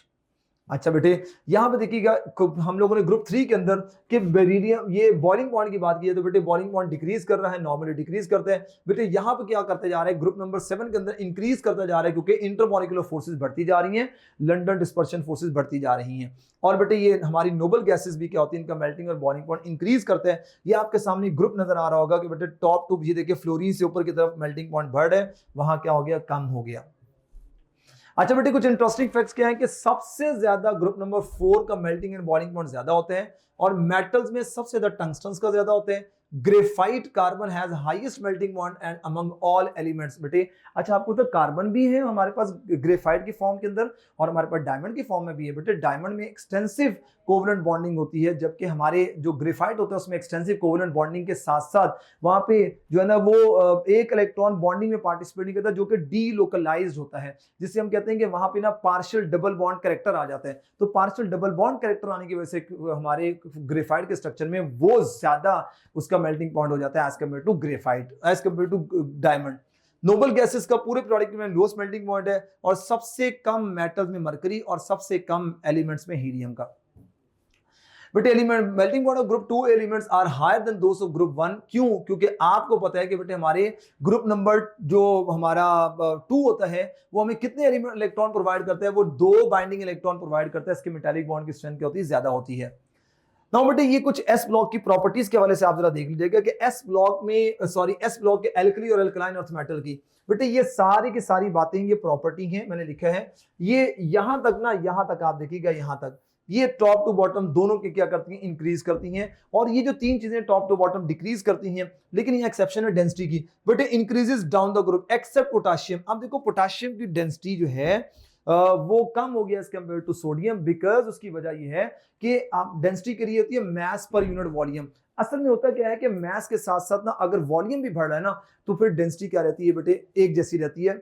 लेकिन यहां पर क्या होता है कि वॉल्यूम ज्यादा बढ़ जाता है, मैस उसके अकॉर्डिंग कम होता है, तो ज्यादा वॉल्यूम से डेंसिटी क्या हो जाती है, कम हो जाती है। और कुछ लोग ये कहते हैं कि डी ऑर्बिटल इन्वॉल्व हो जाता है पोटाशियम के अंदर, जिसकी वजह से इसकी डेंसिटी कम हो जाती है। और बेटे यहां पर भी कुछ ऐसे ही है कि यहां पे मैग्नीशियम के हवाले से अगर बात की जाए, increase down the group except यहां पे ना यहां पे मैग्नीशियम नहीं आना चाहिए, यहां पे कैल्शियम आना चाहिए था। ठीक है, कैल्शियम की इलेक्ट्रॉन डेंसिटी जो है ना वो बेसिकली गड़बड़ कर रही होती है एज कंपेयर टू मैग्नीशियम, और सेम रीजन यही है। बेटे ये कुछ रिएक्शन आपके सामने कि हमारे वाटर के साथ रिएक्शन क्या होता है और इसका हमारा क्या नाम है बाकियों का रिएक्शन क्या होता है। बेटे याद रखिए सारे के सारे बड़ी तेजी से वाटर से रिएक्ट करते हैं, तो लिथियम जो है ना वो लिथियम हाइड्रोक्साइड बना लेगा। नॉर्मली जब भी हमारे मेटल्स हमारे वाटर के साथ रिएक्शन करें तो 2 तरीके से रिएक्ट करते हैं, या वो मेटल के हाइड्रोक्साइड बनाते हैं, या वो मेटल के साथ रिएक्ट करके ना क्या बनाते हैं, वो मेटल ऑक्साइड बनाते हैं। और साथ ही साथ यहाँ पे कौन सी गैस रिलीज होती है, ये हाइड्रोजन गैस रिलीज होती है। ये बेटे आप लोगों ने बात याद रखनी है यहाँ पर कि मेटल हाइड्रोक्साइड और मेटल ऑक्साइड, बल्कि यहाँ पे भी हाइड्रोजन गैस लिख लो ना, हाइड्रोजन गैस निकलती है। ठीक है, ये 2 वे हैं। तो लिथियम हाइड्रोक्साइड बेटे सोडियम हाइड्रोक्साइड बना लेगा, वो पोटेशियम हाइड्रोक्साइड बना लेगा, और ये हमारे पास रुबीडियम हाइड्रोक्साइड आ जाएगा, और बेटे ये सीजियम हाइड्रोक्साइड आ जाएगा। टॉप टू बॉटम याद रखिएगा, reactivity with metal is going to be, reactivity increase करती जाती है। ठीक है, और बेटे अगर आपसे पूछा जाए कि सीजियम हाइड्रोक्साइड लिथियम हाइड्रोक्साइड में स्ट्रॉन्गेस्ट एल्कली कौन है, तो याद रखिएगा बेटे caesium hydroxide is strongest alkali, ये स्ट्रॉन्ग एल्कली है, यानी बहुत जल्दी से वाटर सॉल्युबल हो जाएगी ये, ठीक है। एल्कली कहते हैं वाटर सॉल्युबल बेसिस को। बेटे ऑक्सीजन के साथ अगर रिलेशन की बात की जाए तो हमारा लिथियम यहाँ पे बनाते हैं नॉर्मल ऑक्साइड, हमारा सोडियम यहाँ पे बनाते हैं नॉर्मल भी बनाता है, लेकिन अगर आप लोगों ने क्या कर दिया, एक्सेस ऑक्सीजन ले लिया तो एक्सेस ऑक्सीजन की प्रेजेंस में ये परऑक्साइड बनाएगा। बेटे पोटेशियम, रुबिडियम और सीजियम ये तीनों के तीनों क्या बनाते हैं, ये बनाते हैं बेटे, मैं मेटल लिख के ना और O2 लिख रहा हूं, ये बनाते हैं सुपर ऑक्साइड। बेटे मैं नॉर्मल पर और सुपर ऑक्साइड की ना आगे एग्जांपल आपको देता हूं। बेटे यहां पे भी ऐसे ही कि बेरिलियम जो है ना वाटर के साथ रिएक्ट नहीं करता, तो बेटे मैं यहां लिखूंगा नो रिएक्शन, इसका रिएक्शन नहीं होता, नो रिएक्शन विद वाटर। बेटे मैग्नीशियम के दो रिएक्शन होते हैं, मैग्नीशियम कोल्ड वाटर अगर होगा और ये अगर हॉट होगा, कोल्ड होगा तो ये मैग्नीशियम हाइड्रोक्साइड बनाएगा, और अगर बेटे ये हॉट है तो ये मैग्नीशियम ऑक्साइड बनाएगा, ठीक है। और नीचे सारे के सारे बेटे ये तीनों के तीनों मेटल क्या करते हैं, मेटल के हाइड्रोक्साइड्स बनाते हैं, ठीक है। और ये इनके बारे में जो नीचे वाले मेटल्स आते हैं इतनी तेजी से वाटर से रिएक्ट करते हैं कि सीजियम के बारे में आते हैं कि -100 डिग्री सेल्सियस पे भी वाटर से क्या कर जाता है, रिएक्ट कर जाता है। बेटे इनकी बात की जाए तो बेरिलियम जो है ना, बेरिलियम बहुत ज्यादा हाई टेम्परेचर 800 डिग्री सेल्सियस पे होकर आप ये आपको क्या बना के देता है, बेरिलियम ऑक्साइड बनाता है, ठीक है। Magnesium, magnesium oxide, calcium, calcium. बेटे यहाँ बेरियम जो होता है ना वो बेरियम ऑक्सीजन के साथ किस पे रिएक्ट करता है, 600 डिग्री सेल्सियस पे रिएक्ट करके ना, 600 डिग्री सेल्सियस पे ये बेरियम का परऑक्साइड बनाता है, ठीक है। बेरियम परऑक्साइड बनाता है, ये बच्चों आप लोगों ने बात याद रखनी है, दिस इज वेरी इंपॉर्टेंट। यहां बेटे आपके सामने जो पर नॉर्मल की बात कर रहा हूं उसकी इंफॉर्मेशन आपके सामने आ गई कि बेटे हमारा ऑक्सीडेशन स्टेट, नॉर्मल ऑक्साइड, पर ऑक्साइड, सुपर ऑक्साइड, ये बेटे उनकी ऑक्सीडेशन स्टेट्स हैं। उनको रिप्रेजेंट कैसे करते हैं, देखो नॉर्मल ऑक्साइड ये एटॉमिक फॉर्म है, जबकि बेटे ये दोनों किस फॉर्म के अंदर है, मॉलिक्यूलर फॉर्म के अंदर है, ये दोनों मॉलिक्यूलर फॉर्म में है। साइज के ऑर्डर की बात की जाए तो बेटे सुपर ऑक्साइड का साइज ज्यादा है, फिर पर ऑक्साइड और फिर नॉर्मल ऑक्साइड, क्योंकि ये तो एटम वो दोनों मॉलिक्यूल है। अच्छा बेटे ये सुपर और नॉर्मल, ये सुपर और पर का जो साइज है ना, ये बेसिकली उसकी इस कंपाउंड की बेस के ऊपर ना, इनकी बेसिस के ऊपर ये साइज डिसाइड किया गया है। हालांकि पर ऑक्साइड का साइज ज्यादा होना चाहिए, लेकिन हम बुक्स के अंदर ये इंफॉर्मेशन जो मैंने लिखी है इसके मुताबिक मैं कह रहा हूं कि ये साइज होगा, क्योंकि यहां देखिए सुपर ऑक्साइड वो ज्यादा स्टेबल होता है किसके साथ, लार्जर साइज के साथ। सुपर ऑक्साइड लार्जर एनाइन के साथ क्या होगा, ज्यादा स्टेबल होगा, यानी लार्जर केटाइन लार्जर एनाइन के साथ स्टेबल होंगे। बेटे सेम साइज होगा ना, एक जैसा साइज होगा तो स्टेबिलिटी उतनी ज्यादा होती है। अब देखो पर ऑक्साइड स्टेबल क्या, इक्वल साइज पर ऑक्साइड एनाइन, यानी जहां पे केटाइन और एनाइन के इक्वल ये। और बेटे ये किनके साथ स्टेबल है, जो छोटे साइज के हमारे केटाइंस होंगे ना उनके साथ ये स्टेबल होता है हमारा नॉर्मल ऑक्साइड। तो वैसे तो बेटे होना तो ये चाहिए कि पर ऑक्साइड का साइज बड़ा होना चाहिए, क्योंकि इसमें दो नेगेटिव चार्ज है, ज्यादा इलेक्ट्रॉन डेंसिटी की रिपल्शन है, लेकिन यहां जो साइज बताया जा रहा है वो किसकी बेस पे, उनकी कंपैटिबिलिटी। बेटे ये बड़ी इंपॉर्टेंट चीज है कि नॉर्मल ऑक्साइड जब भी वाटर से रिएक्ट करता है तो ये मेटल का हाइड्रोक्साइड, ये मेटल के हाइड्रोक्साइड के साथ साथ हाइड्रोजन परऑक्साइड, और ये हाइड्रोजन परऑक्साइड के साथ साथ वहां से कौन सी गैस निकलती है, ऑक्सीजन गैस। बेटे ये सॉल्ट और वाटर बनाते हैं हमारे, जो हमारे नॉर्मल ऑक्साइड होते हैं, जब भी ये क्या करते हैं एसिड से रिएक्शन करते हैं ना, तो सॉल्ट वाटर, ये सॉल्ट हाइड्रोजन परऑक्साइड, ये सॉल्ट और ये सारा का सारा देते हैं। और अपीयरेंस इसकी व्हाइट सॉलिड, ये स्लाइटली कलर, और ये हाईली कलर्ड होते हैं, ज्यादा कलर्ड होते हैं, ठीक है। ये अब नेक्स्ट देखिएगा, that is effect of heat on nitrates, carbonates and hydrogen carbonates. बेटे हमने ना इसके ऊपर हीट के इफेक्ट्स देखने हैं। ये बेटे मैंने आपके सामने ना एक इसका जो है ना कंसाइज वे के अंदर एक बॉक्स लगा दी है और इसमें आपको सारी इंफॉर्मेशन दे दी है। देखिए बेटे यहाँ लिखिए प्रॉपर्टी, आपके पास कौन कौन सी प्रॉपर्टी हम स्टडी करेंगे, और कार्बोनेट्स के हवाले से, ये नाइट्रेट के हवाले से, और ये बाइकार्बोनेट के हवाले से। बेटे थर्मल स्टेबिलिटी की बात की जाए तो वो कहता है कार्बोनेट्स की इंक्रीजेस डाउन द ग्रुप करती है, नाइट्रेट्स की भी इंक्रीज करती है, और बाइकार्बोनेट वेरी लो, यानी ऑल डीकंपोज। यानी क्या मतलब है बेटे, कहने का मतलब यह है कि अब आपको यहाँ पे थोड़ा सा ना थर्मल स्टेबिलिटी का आइडिया होना जरूरी है। अब आपने याद रखना है हमारे पास ना दो तरह के जो है ना एनाइंस होते हैं, the one is called as the monoatomic anions होते हैं, राइट। एक हमारे पास मोनोटॉमिक एनाइंस होते हैं, और एक बेटे हमारे पास होते हैं पॉलीएटॉमिक एनाइंस होते हैं, पॉलीएटॉमिक एनाइंस होते हैं, राइट। अच्छा अब याद क्या रखना है कि इसमें ना जो पॉलीएटॉमिक एनाइंस होते हैं ना वो कौन से, जैसे बेटे हमारे हाइड्रोक्साइड हो गए, जैसे बेटे हमारे कार्बोनेट हो गए, जैसे हमारे पास सल्फेट हो गए, जैसे हमारे पास क्या हो गया, फॉस्फेट हो गया, right. These are called as the polyatomic anions. और भी हमारे पास है लेकिन बेटे पॉलीएटॉमिक कहते किसे हैं? पॉलीएटॉमिक हम कहते हैं कि दो या दो से ज्यादा एटम जिसके अंदर होंगे, that is called polyatomic A9. अच्छा बेटे मोनोटॉमिक एनाइंस कौन से होंगे? जैसे बेटे हमारे पास फ्लोराइड हो गया, जैसे बेटे हमारे पास ऑक्साइड हो गया, जैसे हमारे पास जो है वो नाइट्राइड हो गया, दीज आर, और जैसे हमारे पास कोई भी हैलोजन और ब्रोमाइड आयोडाइड लगा लो, these are called as the monatomic anion. बेटे इनकी थर्मल स्टेबिलिटी के बहुत आसान सा रूल आपने याद रखना है। इनकी बेटे थर्मल स्टेबिलिटी जो होती है ना, it is inversely proportional to the size of cation. बेटे जैसे जैसे केटाइन का साइज लार्जर होता जाएगा ना, तो केटाइन का साइज लार्जर होने से इनकी थर्मल स्टेबिलिटी क्या होती है कि कम होती जाएगी। और इनके लिए याद कर लो कि जो थर्मल स्टेबिलिटी है that is directly proportional to the size of cation. जितना केटाइन बड़ा होगा थर्मल स्टेबिलिटी उतनी ज्यादा होगी। उसकी वजह क्या होती है बेटे? आप भी जानते हैं कि जो थर्मल स्टेबिलिटी का साइज केटाइन साइज के साथ जो मैं डायरेक्ट रिलेशन बता रहा हूं, इसका मतलब ये कि जैसे जैसे आप ऊपर से नीचे आते रहते हैं ना, तो साइज ऑफ केटाइन जब बढ़ता है ना, तो हमने एक पोलराइजेशन टर्म पढ़ी थी कि टॉप टू बॉटम आते हुए साइज ऑफ केटाइन बढ़ने से पोलराइजेशन जो होती है वो कम हो जाती है। जितनी बेटे पोलराइजेशन जो है ना वो कम होती है, वहां पे कोवलेंट कैरेक्टर क्या होता है, कम होना स्टार्ट हो जाते हैं। तो हमने पढ़ा हुआ था कि पोलराइजेशन में, इसकी लॉजिक बता रहा हूं, पोलराइजेशन बेसिकली क्या होते हैं, इज डायरेक्ट इज क्या नाम है, inversely proportional the size of cation. ये केटाइन के इनवर्सली प्रोपोर्शन होती है। एंड पोलराइजेशन इज बेटे याद रखिएगा directly proportional to the covalent character and inversely proportional to the ionic character. जैसे जैसे टॉप टू बॉटम साइज बढ़ता जा रहा है, पोलराइजेशन कम होती जा रही है बेटे। जैसे जैसे पोलराइजेशन कम होती जा रही है, वहां पे कोवलेंट कैरेक्टर कम होना शुरू हो गया, आयोनिक कैरेक्टर ज्यादा होना स्टार्ट हो गया, जिसकी वजह से बेटे आप जानते हैं कि जिसमें कोवलेंट बॉन्ड्स होते हैं, कोवलेंट बॉन्ड ब्रेक करना आसान, आयोनिक बॉन्ड को ब्रेक करना मुश्किल होता है। लिहाजा बेटे जो हमारे आयोनिक बॉन्ड्स होते हैं उनके लिए ज्यादा एनर्जी रिक्वायर्ड है, जिसकी वजह से thermal stability top to bottom increase करती है। इनकी thermal stability top to bottom बेटे क्या करती है, डिक्रीज करती है। और यहां पर बेसिकली थर्मल स्टेबिलिटी को हम जज करते हैं वाई लेटेस्ट एनर्जी से हम लोग जज करते हैं। टॉप टू बॉटम जब आते हैं तो बेटे केटाइन जब साइज में बड़ा हो जाते हैं, एनाइन साइज में छोटा हो जाता है, तो उनको बेटे सेपरेट करना हमारे लिए बहुत इजी हो जाता है। क्योंकि आपको पता है कि जब आपके पास केटाइन बहुत बड़ा होगा, उसकी पोलराइजेशन कम हो जाएगी, जिसकी उसकी पोलराइजेशन जितनी कम हो जाएगी, इसका मतलब ये है कि अब हमारा जो केटाइन है हमारे एनाइन को पोलराइज ही नहीं कर सकता। बहुत कम पोलराइजेशन, बहुत कम पोलराइजेशन, जिसकी वजह से हम ये कहते हैं कि अगर हमारे पास लेट से एक है लिथियम का हाइड्राइड और एक है सीजियम का हाइड्राइड, तो lithium hydride is much more stable. और यहां पर stability on the basis of latest energy भी कह सकते हैं, क्योंकि इसकी लेटेस्ट एनर्जी भी यहां पे क्या है, ज्यादा है। राइट बेटे? अच्छा अब बेटे नेक्स्ट जी, एल्कली मेटल के प्रोडक्ट्स क्या होते हैं बेटे? इनकी कोई डीकंपोजिशन होती है एक्सेप्ट लिथियम, और लिथियम जो है ना वो सिर्फ डीकंपोज होता है बेटे। ये इनकी डीकंपोजिशन ऐसी होती है, नाइट्राइड की फॉर्म में ऑक्सीजन बन जाती है, इसमें कार्बोनेट्स, वाटर और CO2 बन जाता है। राइट? अल्कलाइन अर्थ मेटल्स जो है ना बेटे, इनके प्रोडक्ट्स क्या होते हैं, ये हमें ऑक्साइड देते हैं और CO2 देते हैं। आप देख सकते हैं कि यहाँ पर भी आपके पास प्रोडक्ट है।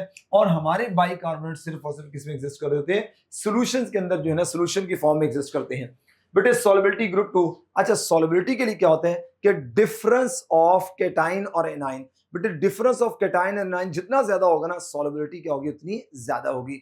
जितना डिफरेंस ऑफ केटाइन और एनाइन कम होगा, वहां सॉल्युबिलिटी क्या हो जाएगी, कम हो जाएगी। जैसे बेटे हम कहते हैं ग्रुप नंबर 2 के बेरियम सल्फेट, वो टॉप टू बॉटम आओ तो बेटे क्या होता है, वहां पे solubility is going to be decrease, क्योंकि दोनों केटाइन और एनाइन साइज में क्या होते हैं, कंपैरेबल। तो जितना साइज में केटाइन और एनाइन के साइज में क्या होगा, डिफरेंस ज्यादा होगा ना, एक साइज में छोटा है दूसरा साइज में बड़ा है, तो बेटे वहां पे सॉल्युबिलिटी क्या होती है, उतनी ज्यादा होती है। राइट? तो आपने डिफरेंस से याद रखना है इसको। तो बेटे इनकी सॉल्युबिलिटी डिक्रीज करती है। All nitrates are highly soluble, और बेटे ये इनकी सॉल्युबिलिटी भी क्या करती है, डिक्रीज करती है, क्योंकि बाइकार्बोनेट भी हमारे पॉलीएटॉमिक एनाइन है। Similarly next lithium factor. बेटे लिथियम डीकंपोज हो जाते हैं, जैसे ग्रुप 2 हमारे ग्रुप 2 के एलिमेंट्स जैसे डीकंपोज होते हैं, अपने ऑक्साइड के अंदर डीकंपोज हो जाते हैं। इस तरीके से लिथियम नाइट्रेट हमें NO2 के फ्यूम्स देते हैं, और बेटे ये does not exist as a solid, किसी सॉल्यूशन की फॉर्म में एग्जिस्ट करते हैं। नाउ बेटे ये हमारा S&P ब्लॉक एलिमेंट का जो पार्ट था कंप्लीट। अब हमारे पास ग्रुप नंबर 4 जो कि P ब्लॉक के अंदर आते हैं। बेटे ग्रुप नंबर 4 के सिर्फ आपको रिएक्शंस करने हैं। रिएक्शंस कौन कौन से? रिएक्शन 4 ग्रुप के बेटे, these are the elements of group number 4। आप देख सकते हैं कि इसके रिएक्शन वाटर के साथ, इस ऑक्सीजन के साथ, एसिड के साथ और हाइड्रोजन के साथ इसके रिएक्शन हमें करने हैं। बेटे कार्बन और ये देखो फर्स्ट जो 3 मेंबर्स हैं बेटे ये वाटर के साथ इनका कोई रिएक्शन नहीं होता, क्योंकि आप जानते हैं कि बेटे इनके ऊपर ऑक्साइड की लेयर होती है, वो ऑक्साइड की लेयर वाटर के अंदर डिसॉल्व नहीं होती, जिसकी वजह से क्या करते हैं ये वाटर के साथ रिएक्ट नहीं करते। बेटे यहां पर भी आप देखिए वाटर के साथ हॉट कंडीशन में रिएक्शन है। बेटे बेसिकली इन सब की ना वजह क्या है, एक ये कि ऑक्साइड की एक प्रोटेक्टिव लेयर आ जाती है, जिसकी वजह से वाटर उस ऑक्साइड के लेयर को अपने अंदर डिसॉल्व नहीं कर सकता, इसलिए ये रिएक्शन ऐसे हैं। ऑक्सीजन के साथ बेटे ये सारे के सारे क्या करते हैं, ऑक्सीजन के साथ रिएक्ट करते हैं और ऑक्साइड्स बनाते हैं। कार्बन का ऑक्साइड हो गया, जर्मीनियम, टिन और लेड के ऑक्साइड्स हो गए, क्योंकि आपको पता है कि ऑक्सीजन इनके लिए एफिनिटी रखता है, इनमें अट्रैक्शंस होती हैं। एसिड की बात की जाए तो बेटे देखो कार्बन जो है ना वो हमारा एसिड के साथ रिएक्शन नहीं करता, ये किसी भी एसिड के साथ रिएक्ट नहीं करता, जबकि हमारा सिलिकॉन जो है वो सिर्फ HF के साथ रिएक्ट करेगा, बाकी किसी के साथ ये रिएक्ट नहीं करता। बेटे ये नीचे आप देख सकते हैं कि दीज आर द प्रोडक्ट्स, जो कि आपको याद रखने हैं कि हमारे बाकी मेटल जो है वो एसिड के साथ रिएक्ट करते हैं। बेटे आपको पता है ना इसकी लॉजिक क्या है, इसकी लॉजिक ये है कि जो हमारे नॉन मेटल्स होते हैं ना वो एसिड से हाइड्रोजन गैस को डिस्प्लेस नहीं कर सकते। हमने फर्स्ट ईयर की केमिस्ट्री में पढ़ा होता है राइट, कि जो हाइड्रोजन से ऊपर वाले एलिमेंट्स होते हैं ना they all displaces hydrogen from the acid, so these are the non metal. ये दोनों फर्स्ट वाले नॉन मेटल थे, लेकिन बेटे में सिलिकॉन की एक एक्सेप्शन मिलती है यहाँ पे, क्योंकि सिलिकॉन और फ्लोराइड का आपस में ना बड़ा स्ट्रॉन्ग बॉन्ड बनते हैं, इनके अंदर बड़ी अट्रैक्शन होती है, जिसकी वजह से रिएक्शन हो जाता है, अदरवाइज सिलिकॉन किसी और एसिड के साथ रिएक्ट नहीं करता। जबकि बेटे ये जो स्टिन है और लेड आपको पता है ये मेटल्स हैं, they can easily evolve hydrogen gas, तो ये वजह होती है बिकॉज के हमारे यहाँ पे मेटल और नॉन मेटल को देखना हमने कौन इवॉल्व करता है। बेटे यहाँ पर ये कॉम्बिनेशन है कि कार्बन भाई इनके साथ ये देख सकते हैं आप कि टॉप टू बॉटम बेटे आप आएंगे ना, आपको पता है टिन और लेड ये Sn+2 और Pb+2 की फॉर्म के अंदर क्या होते हैं, ज्यादा स्टेबल होते हैं, तो ये ज्यादा PbH4 नहीं बनाएगा बल्कि PbH2 बनाएगा, क्योंकि because of inert pair effect, inert pair effect होने की वजह से ये Pb2 और PbH2 एंड SnH2 बनाएंगे राइट। अब बेटे यहाँ पे ग्रुप नंबर 4 के ऑक्साइड्स के बारे से बात की गई है कि बेटे कार्बन मोनोऑक्साइड, इसको न्यूट्रल लिया गया हमारी बुक्स के अंदर कार्बन मोनोऑक्साइड को। CO2 हमारा एसिडिक और सिलिका भी हमारा क्या होता है, एसिडिक होता है। बेटे जर्मीनियम के ऑक्साइड, ये जर्मीनियम के ऑक्साइड है, ये टिन के और ये लेड के, आप देख सकते हैं बेटे हमने इनके ऑक्साइड कैसे लिए हुए हैं। ये जो ऑक्साइड है ये +2 और ये -2, तो बेटे ये +4 और ये -2 की फॉर्म में लिया हुआ है। बेटे इन तीनों के ऑक्साइड्स क्या होते हैं, दे आर एम्फोटेरिक, यानी जो डुअल कैरेक्टर रखते होंगे।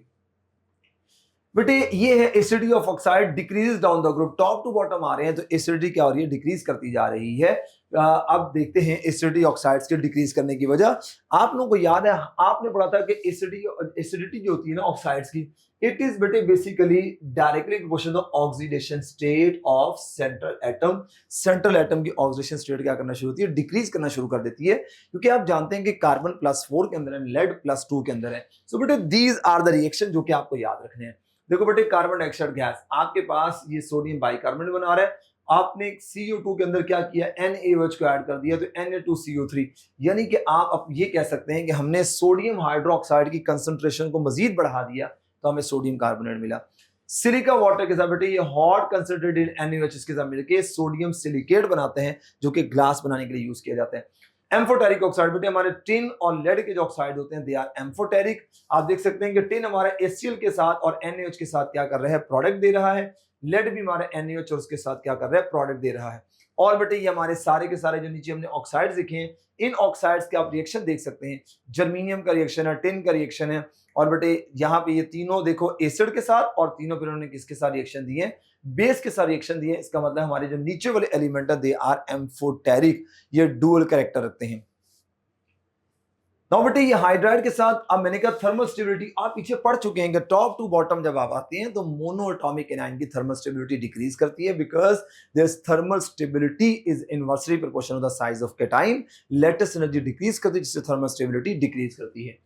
Reducing power increases down the group, बेटे जब आप टॉप टू बॉटम आते हैं तो कहते हैं कि रिड्यूसिंग पावर जो होती है ना वो इंक्रीज करती है। बेटे रिड्यूसिंग पावर इंक्रीज करने से मुराद ये है कि आप ये देखें कि आपका लेड Pb+2 की फॉर्म में है, और Pb+4 वो ऑक्सीडाइज फॉर्म है, Pb+2 is reduce form right. देखिए बेटे आपके पास ये ना फॉर्मूलाज दिए हुए हैं, ये मीथेन, इनके देखो बॉइलिंग पॉइंट दिए हुए हैं बेटे। आप ये देखें यहाँ टॉप टू बॉटम आ रहे हैं, तो बेटे आपको आइडिया है कि यहाँ इसका बॉइलिंग पॉइंट क्या हो रहा है, ज्यादा, उसका बॉइलिंग पॉइंट क्या है, कम है।